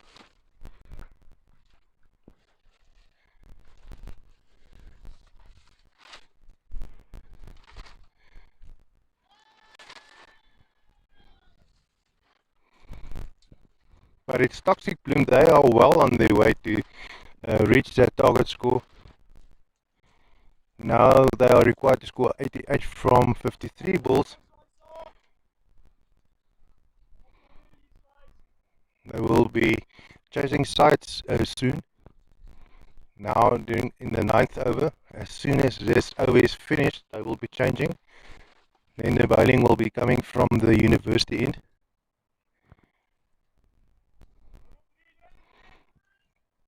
So going to be a 4. Looks like that went through for a 4.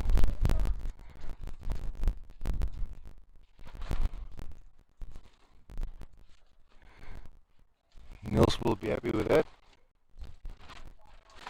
Obviously hoping to get a lot more of those.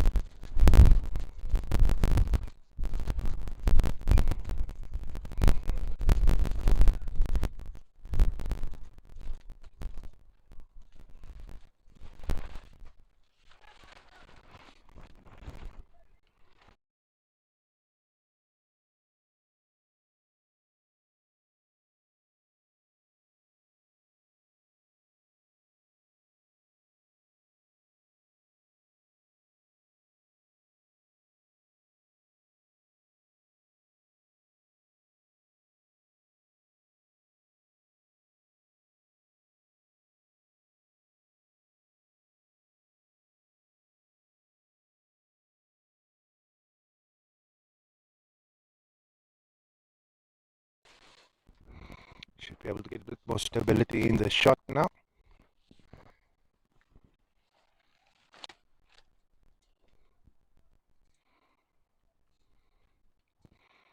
Tommy Cock on strike. Panas bowling.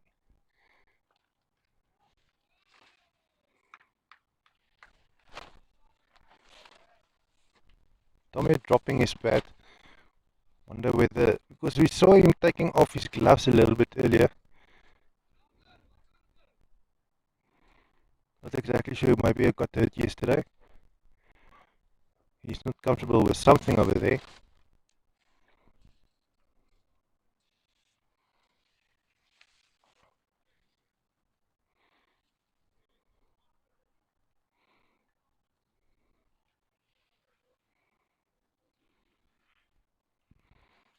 Now changing sides, Toxic Bloem standing on 74 runs for the loss of 2 wickets. 10 overs done. They require 83 runs from 50 balls. Wouldn't say that will be very easy, but it is quite in the capabilities of these two batsmen, as well as those still who has to come in. And we're talking about the likes of people like Benny Lever still has to come in. And yeah, between them, they should be able to sort out this target of 83 with whatever is left, the 50 balls that is left. But we do hope there will be a bit more boundaries in this last part of the match. But then there's always that balance between playing sensible and playing spectator cricket.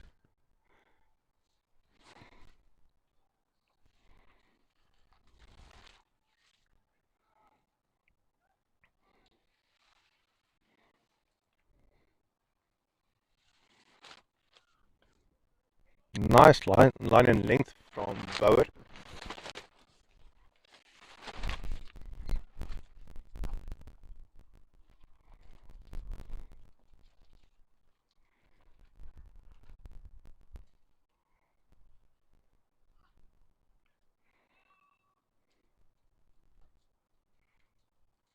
It's racing to the boundary. It's not going to be a four, but can be picked up in the midfield.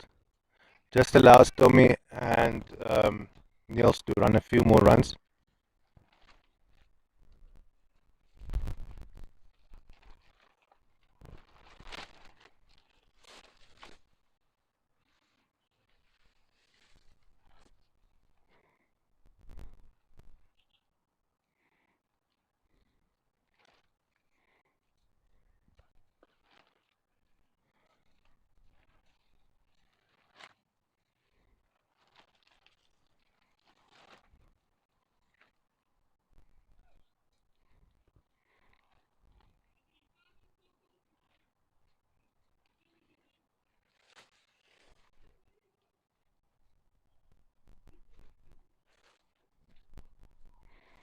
You can only wonder what will be happening in 5 overs time.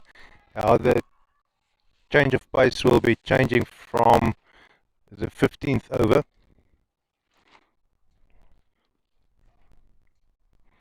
I just have to bear with this. Basically, with the ability of runs just ticking over for the next 5 overs.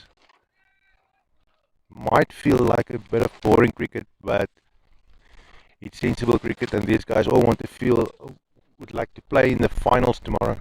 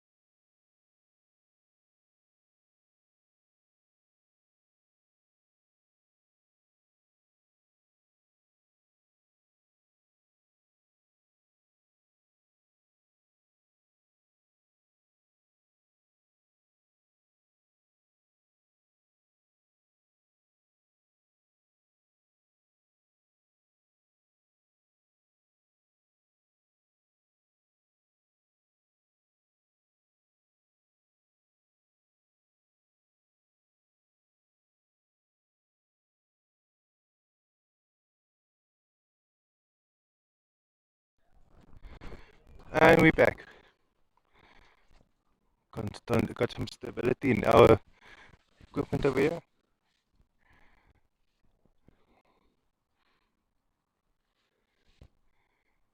Hopefully the wind won't bother us too much longer. Might still be able to hear it on the microphone, but the tremors should be a lot less.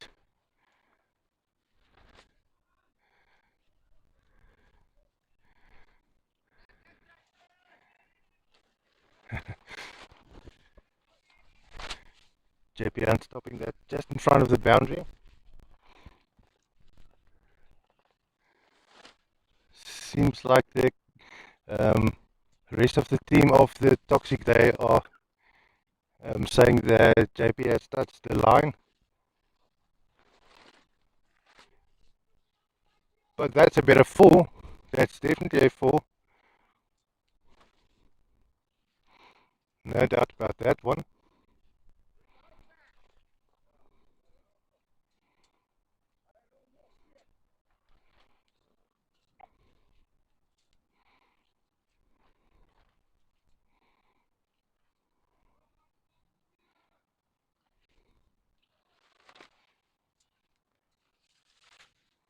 Sure, that ball was picked up nearly on the other side of the library parking lot.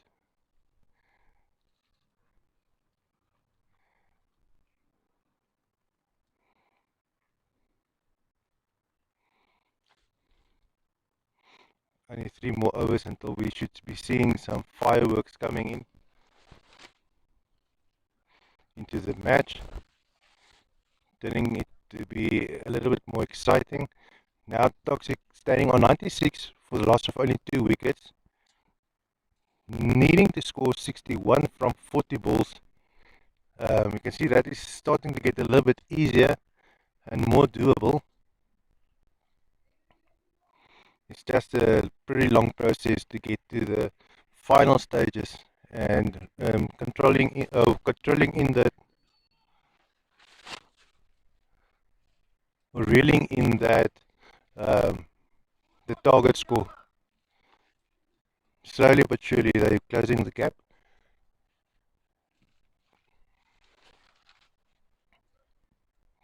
It's an arduous process.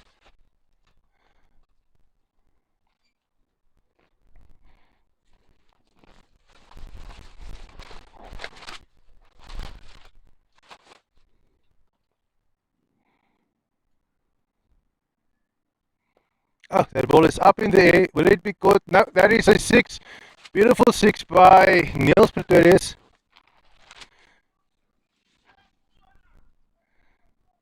Hopefully that will be the beginning of a few more of those. Niels and Tommy very capable of doing that. Always the problem is you've got the balance between risking hitting those big shots and losing your wicket. As soon as you lean one way, you can be punished the other way.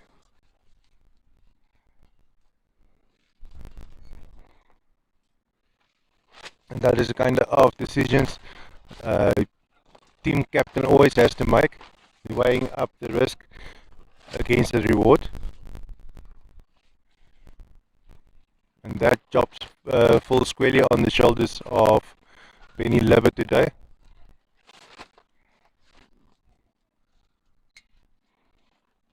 Only thing our shots can do now is trying to prevent those boundaries coming through, batting as good as they can, or as well as they can, and not let any misfielding. And that's another big shot.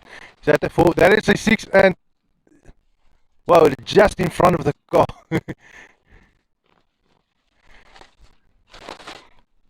Looks like Niels Pretorius is now chasing his 50, which means he will be in contention for getting a man of the match or a player of the match award. Standing on 48 from 25 balls.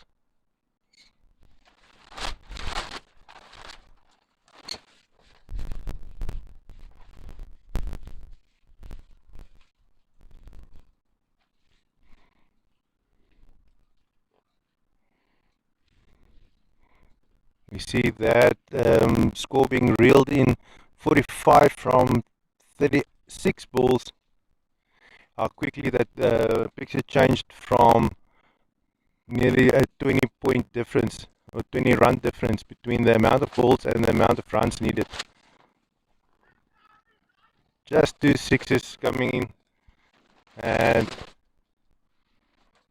yeah, the picture changes. It can also change it the other way if quickly hot shots are taking these two players out, making their wickets fall.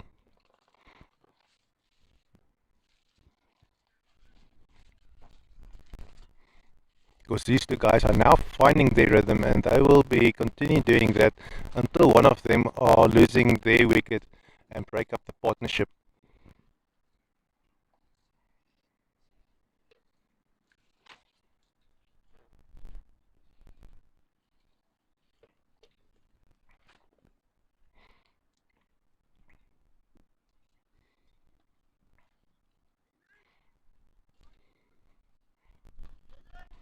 That is actually the one thing that I like about cricket.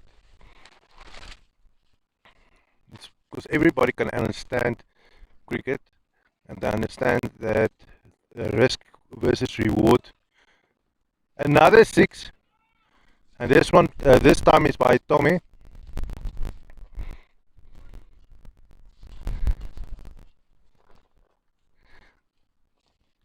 It's always that risk versus reward, and everybody are clear on that, those kind of decisions. And it all depends on what kind of decision does the team captain make in that situation.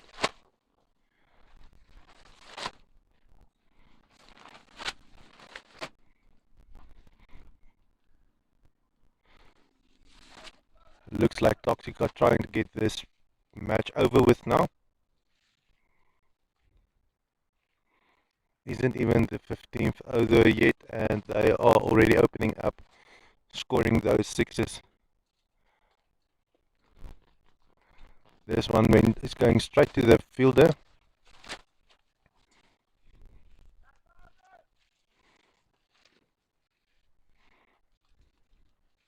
And that's maybe just Tommy's way of not being too greedy.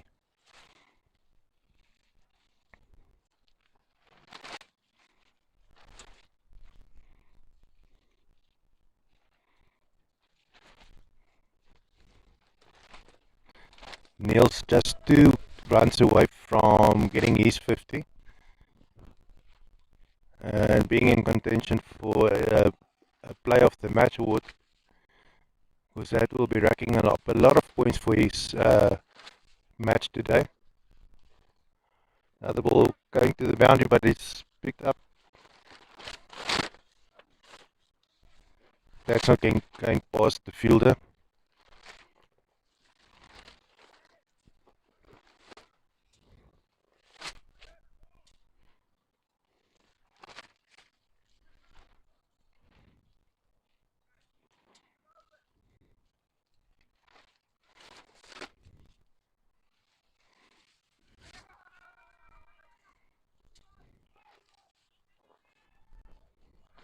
We apologize for the sound of a windshield next to us. It's merely it doing its job, stopping the tremor on the footage.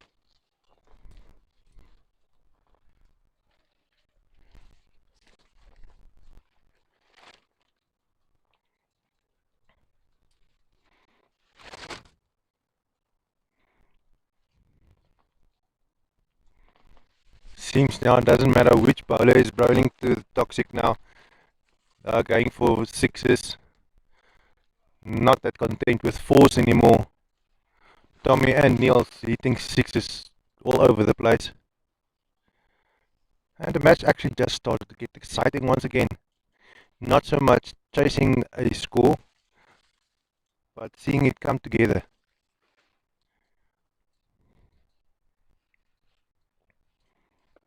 And that's another thing, but there's a fielder right in front of it. That's not going to be a 4.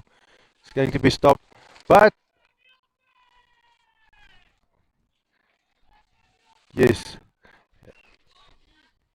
Niels looks like he made his 50. He'll be very happy about that. Although it isn't a rounding up his 50 with a boundary, but team captain Benny Lebe is coming to congratulate him. He's coming up in next after Bennett Swart.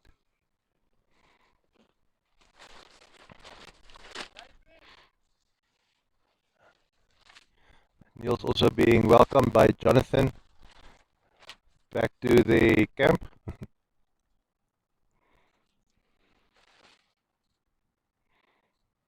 And now Tommy Cock has to build a new partnership with Bennett Swart. Hopefully one that will carry them through.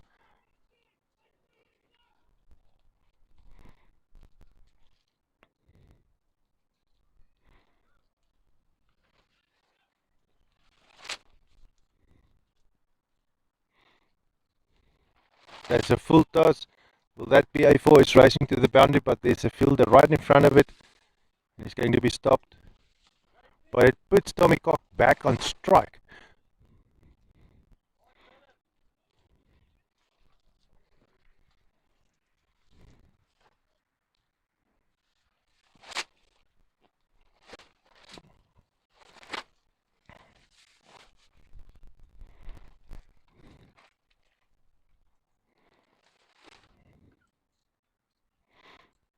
That's another 6 hit by Tommy. He knows exactly where to send that ball, and that is straight for the 6. And he'll be doing that constantly now.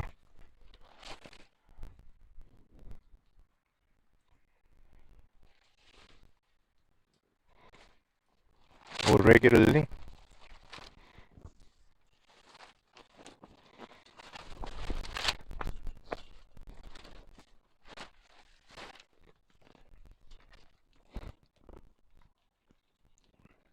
Will that be a full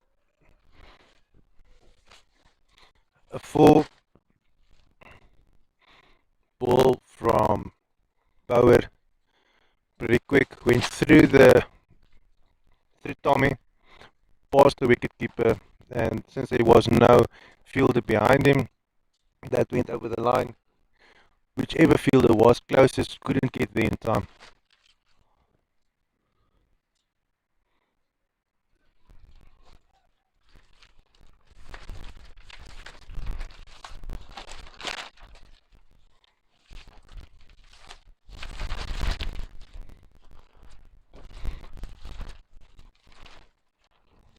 Tommy just playing this one down the ground.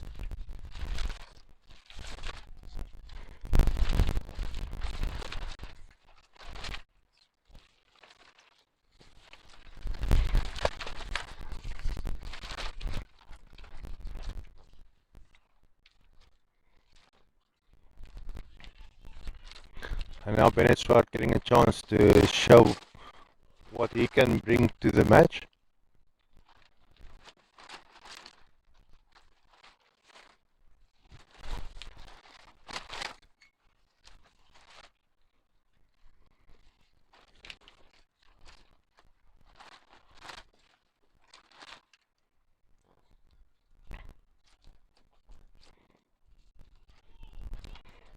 It's a left-hand batsman, so he's just with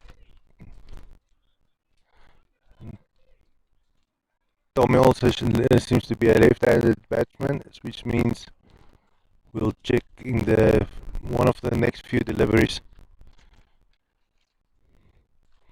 Which means the bowlers now have to contend with 2 lefties.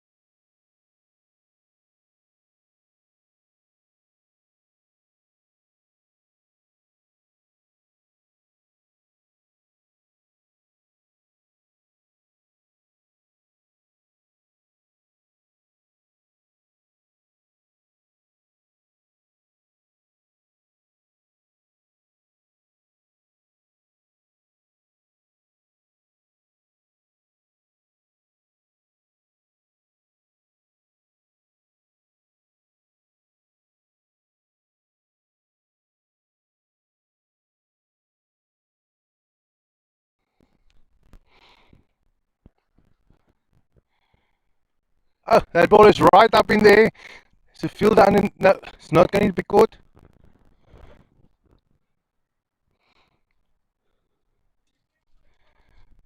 And now it's 15 overs done. We'll be switching over to Afrikaans for the last part of this match. Ons kan sien Tommy Kok en Benne Swart, hulle moet nou nog net 16 lopies aanteken van 24 balle. Lekker gemaklike posisie nou. 5 balbeurte oor. 4 paaltjies nog op die bank wat kan inkom. Benny Libbe wat alles van die kant af, van benader af bekyk. Dit lyk asof die skrif op die muur is. Maar mens kan nie altyd oorgretig begin raak nie, want daardie 15 lopies kan nie moeilik wees om ingehaal te word of gemaak te word as dit ewe skielik vinnig 4 paaltjies moet verloor. 4 paaltjies, as jy 'n double play het, beteken jy verloor 2 paaltjies op 'n slag. 2 nuwe mense wat inkom, hulle gaan vars op die golfpad wees en hulle oog is nog nie in nie. Baie makliker om uit te kry en sommer met nog 'n dubbelspel. Dit het al gebeur en dan lyk die prentjie eesklik baie anders. Maar nou is Tommy en Bennett baie heel gelukkig net om 'n enkel of 'n dubbel te hardloop.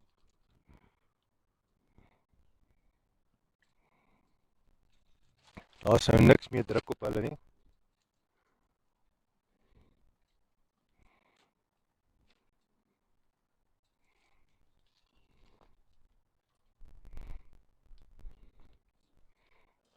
En is Henry Venter wat net ietsie te sê wil hê. As sy bal werk.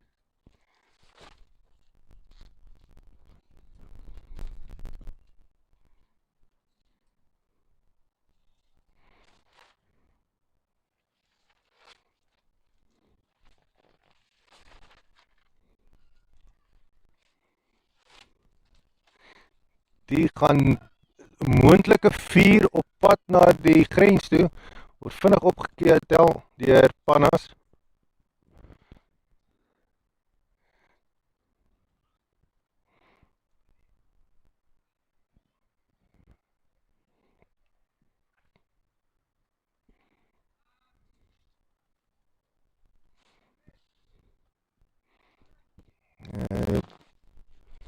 Benny Libbe wat bietjie nader staan daar so na die 2 kolwers toe.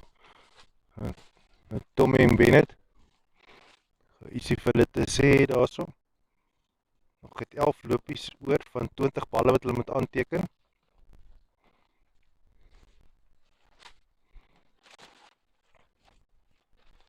Hy het vir hulle 'n bietjie water gebring.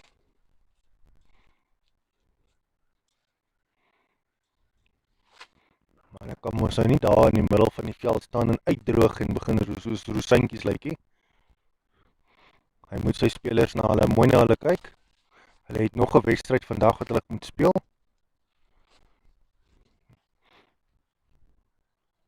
En dan ook natuurlik môre. Hang af hoe hulle deurdring.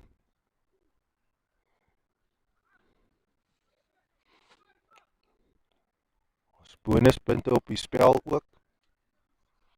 Met dit sal julle op die applikasie kan sien wie kry bonuspunte en dit bepaal wie gaan eerste in die liga eindig.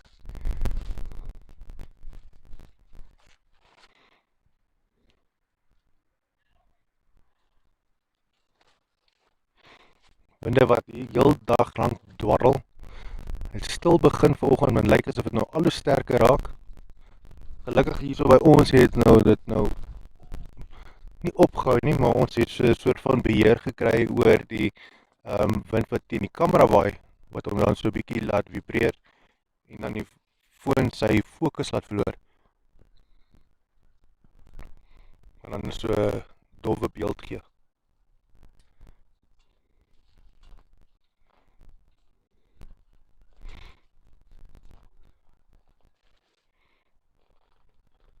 Bennett het daai en probeer trek. maar bal is net te wyd gewees om hom by te kom en veilig te slaan. Kan so 'n bietjie dalk uitzoom en kyk of ons die beeld nog 'n bietjie skerper kan kry.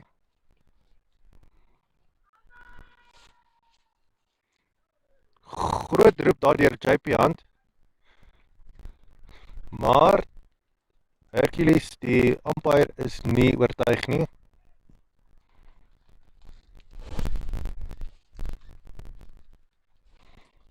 Nee, hy is uit. Is uitgegee en dit is Benny Libbe wat inkom. Hy wat saam met Tommy Kok hierdie wedstryd gaan wil probeer klaarmaak. Daar is nog 'n paar manne op die kant wat inkom. Maak seker hierdie volgende 6 lopies is iets wat hulle nou sal kan afrond nou in hierdie bilbeerd.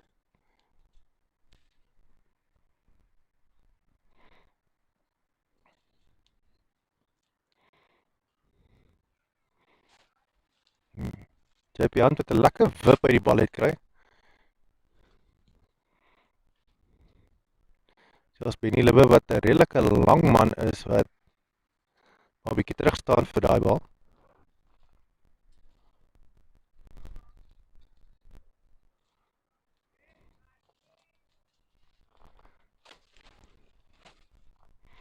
En is nog net 3 balbeurte oor in hierdie tweede beurt. 15 balle. Toxic hoef nog net 6 lopies te kry om hierdie spel te wen. Hierdie wedstryd.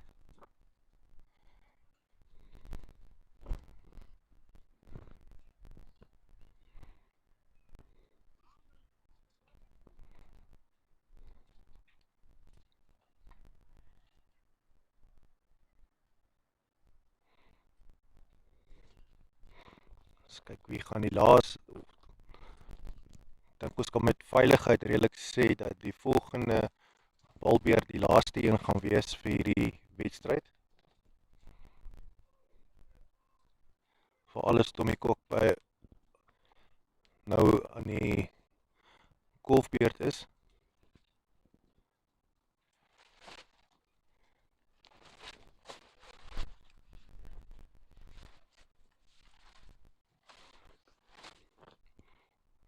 Gaan daai 'n 4 wees. Hy het hom net so 'n bietjie na die linkerkant toe geslaan.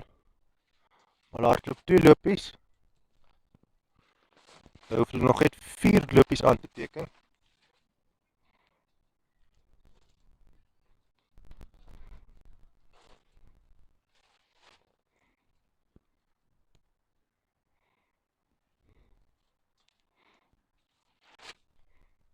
Tommy Kok kyk nou natuurlik vir enige bal wat bietjie snaaks deurkom, dat hy 6 kan slaan, maar hy kry hom net nie lekker weg nie. En hulle gaan deur vir 'n enkel lopie met Benny Libbe nou aan die golfbeurt.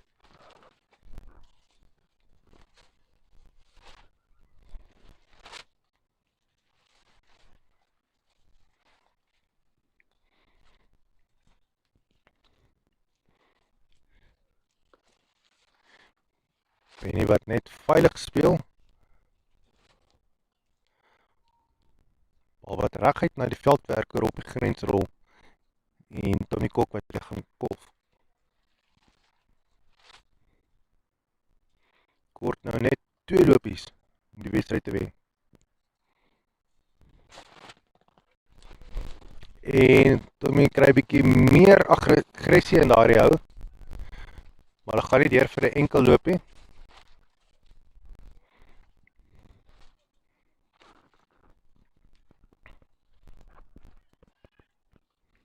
Dat beteken Benny Libbe hoef nou nog net 1 loopie aan te teken om die wedstryd te wen.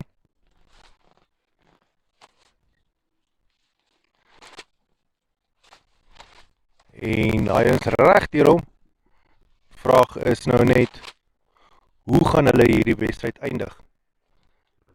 Dit was die balbeurt. Laaste om te kom bal lyk amper asof dit JP Hand gaan wees.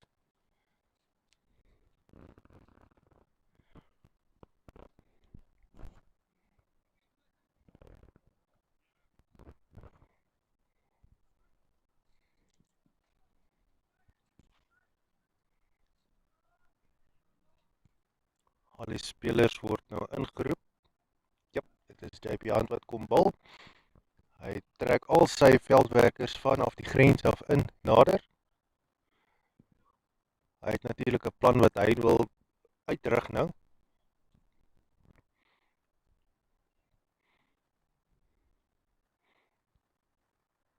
Benny Libbe wat wild swaai, of Tommy Kok wat wild swaai, maar nie die bal raak slaan nie. Natuurlik, hulle kan nog steeds hierdie wedstryd verloor as hulle vir die volgende 9 balle nie 'n loopie aanteken nie. So JP Hunt probeer bitter hard nou nie om 'n wide te bal nie. Is dit 'n beenvoorpaaltjie? Nee, lyk nie so nie. Hercules is nie oortuig daarvan nie.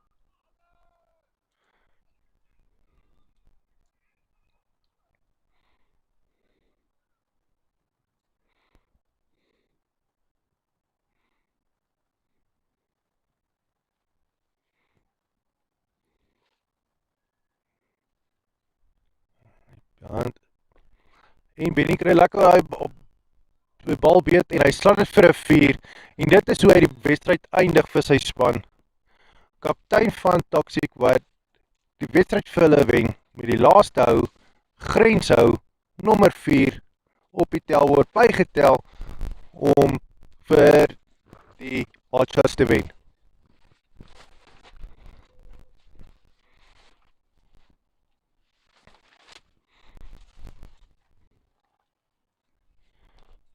Baie dankie dat julle ingeteken het vandag. Ons gaan bietjie later vanmiddag weer 'n wedstryd uitsaai hier by 2 se kant. En dan gaan dit wees, ons kyk gou.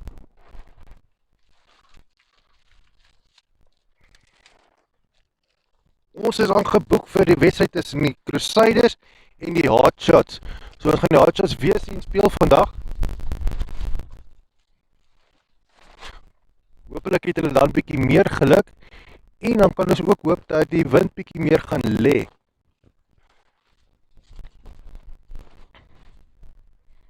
Gister is baie kouer gewees en vandag is bietjie warmer en ek dink dis hierdie wisselvallige weer wat veroorsaak dat ons so baie wind het nou oorsklik vandag. Die lug is oop, dis blou, nie 'n wolkie in sig nie. So bly ingeskakel vir 'n bietjie later, dan bring ons weer vir julle nog baie lekker Hotshot en Crusader cricket. Lekker naweek vir julle en dan sterkte vir die rugby vanmiddag waar die Cheetahs die bulle speel hier in Bloemfontein. En natuurlik sal ons skryf vir die Cheetahs. Hulle speel blykbaar by 3 se kant. Maar ons gaan by die cricket wees. Lekker dag vir julle verder.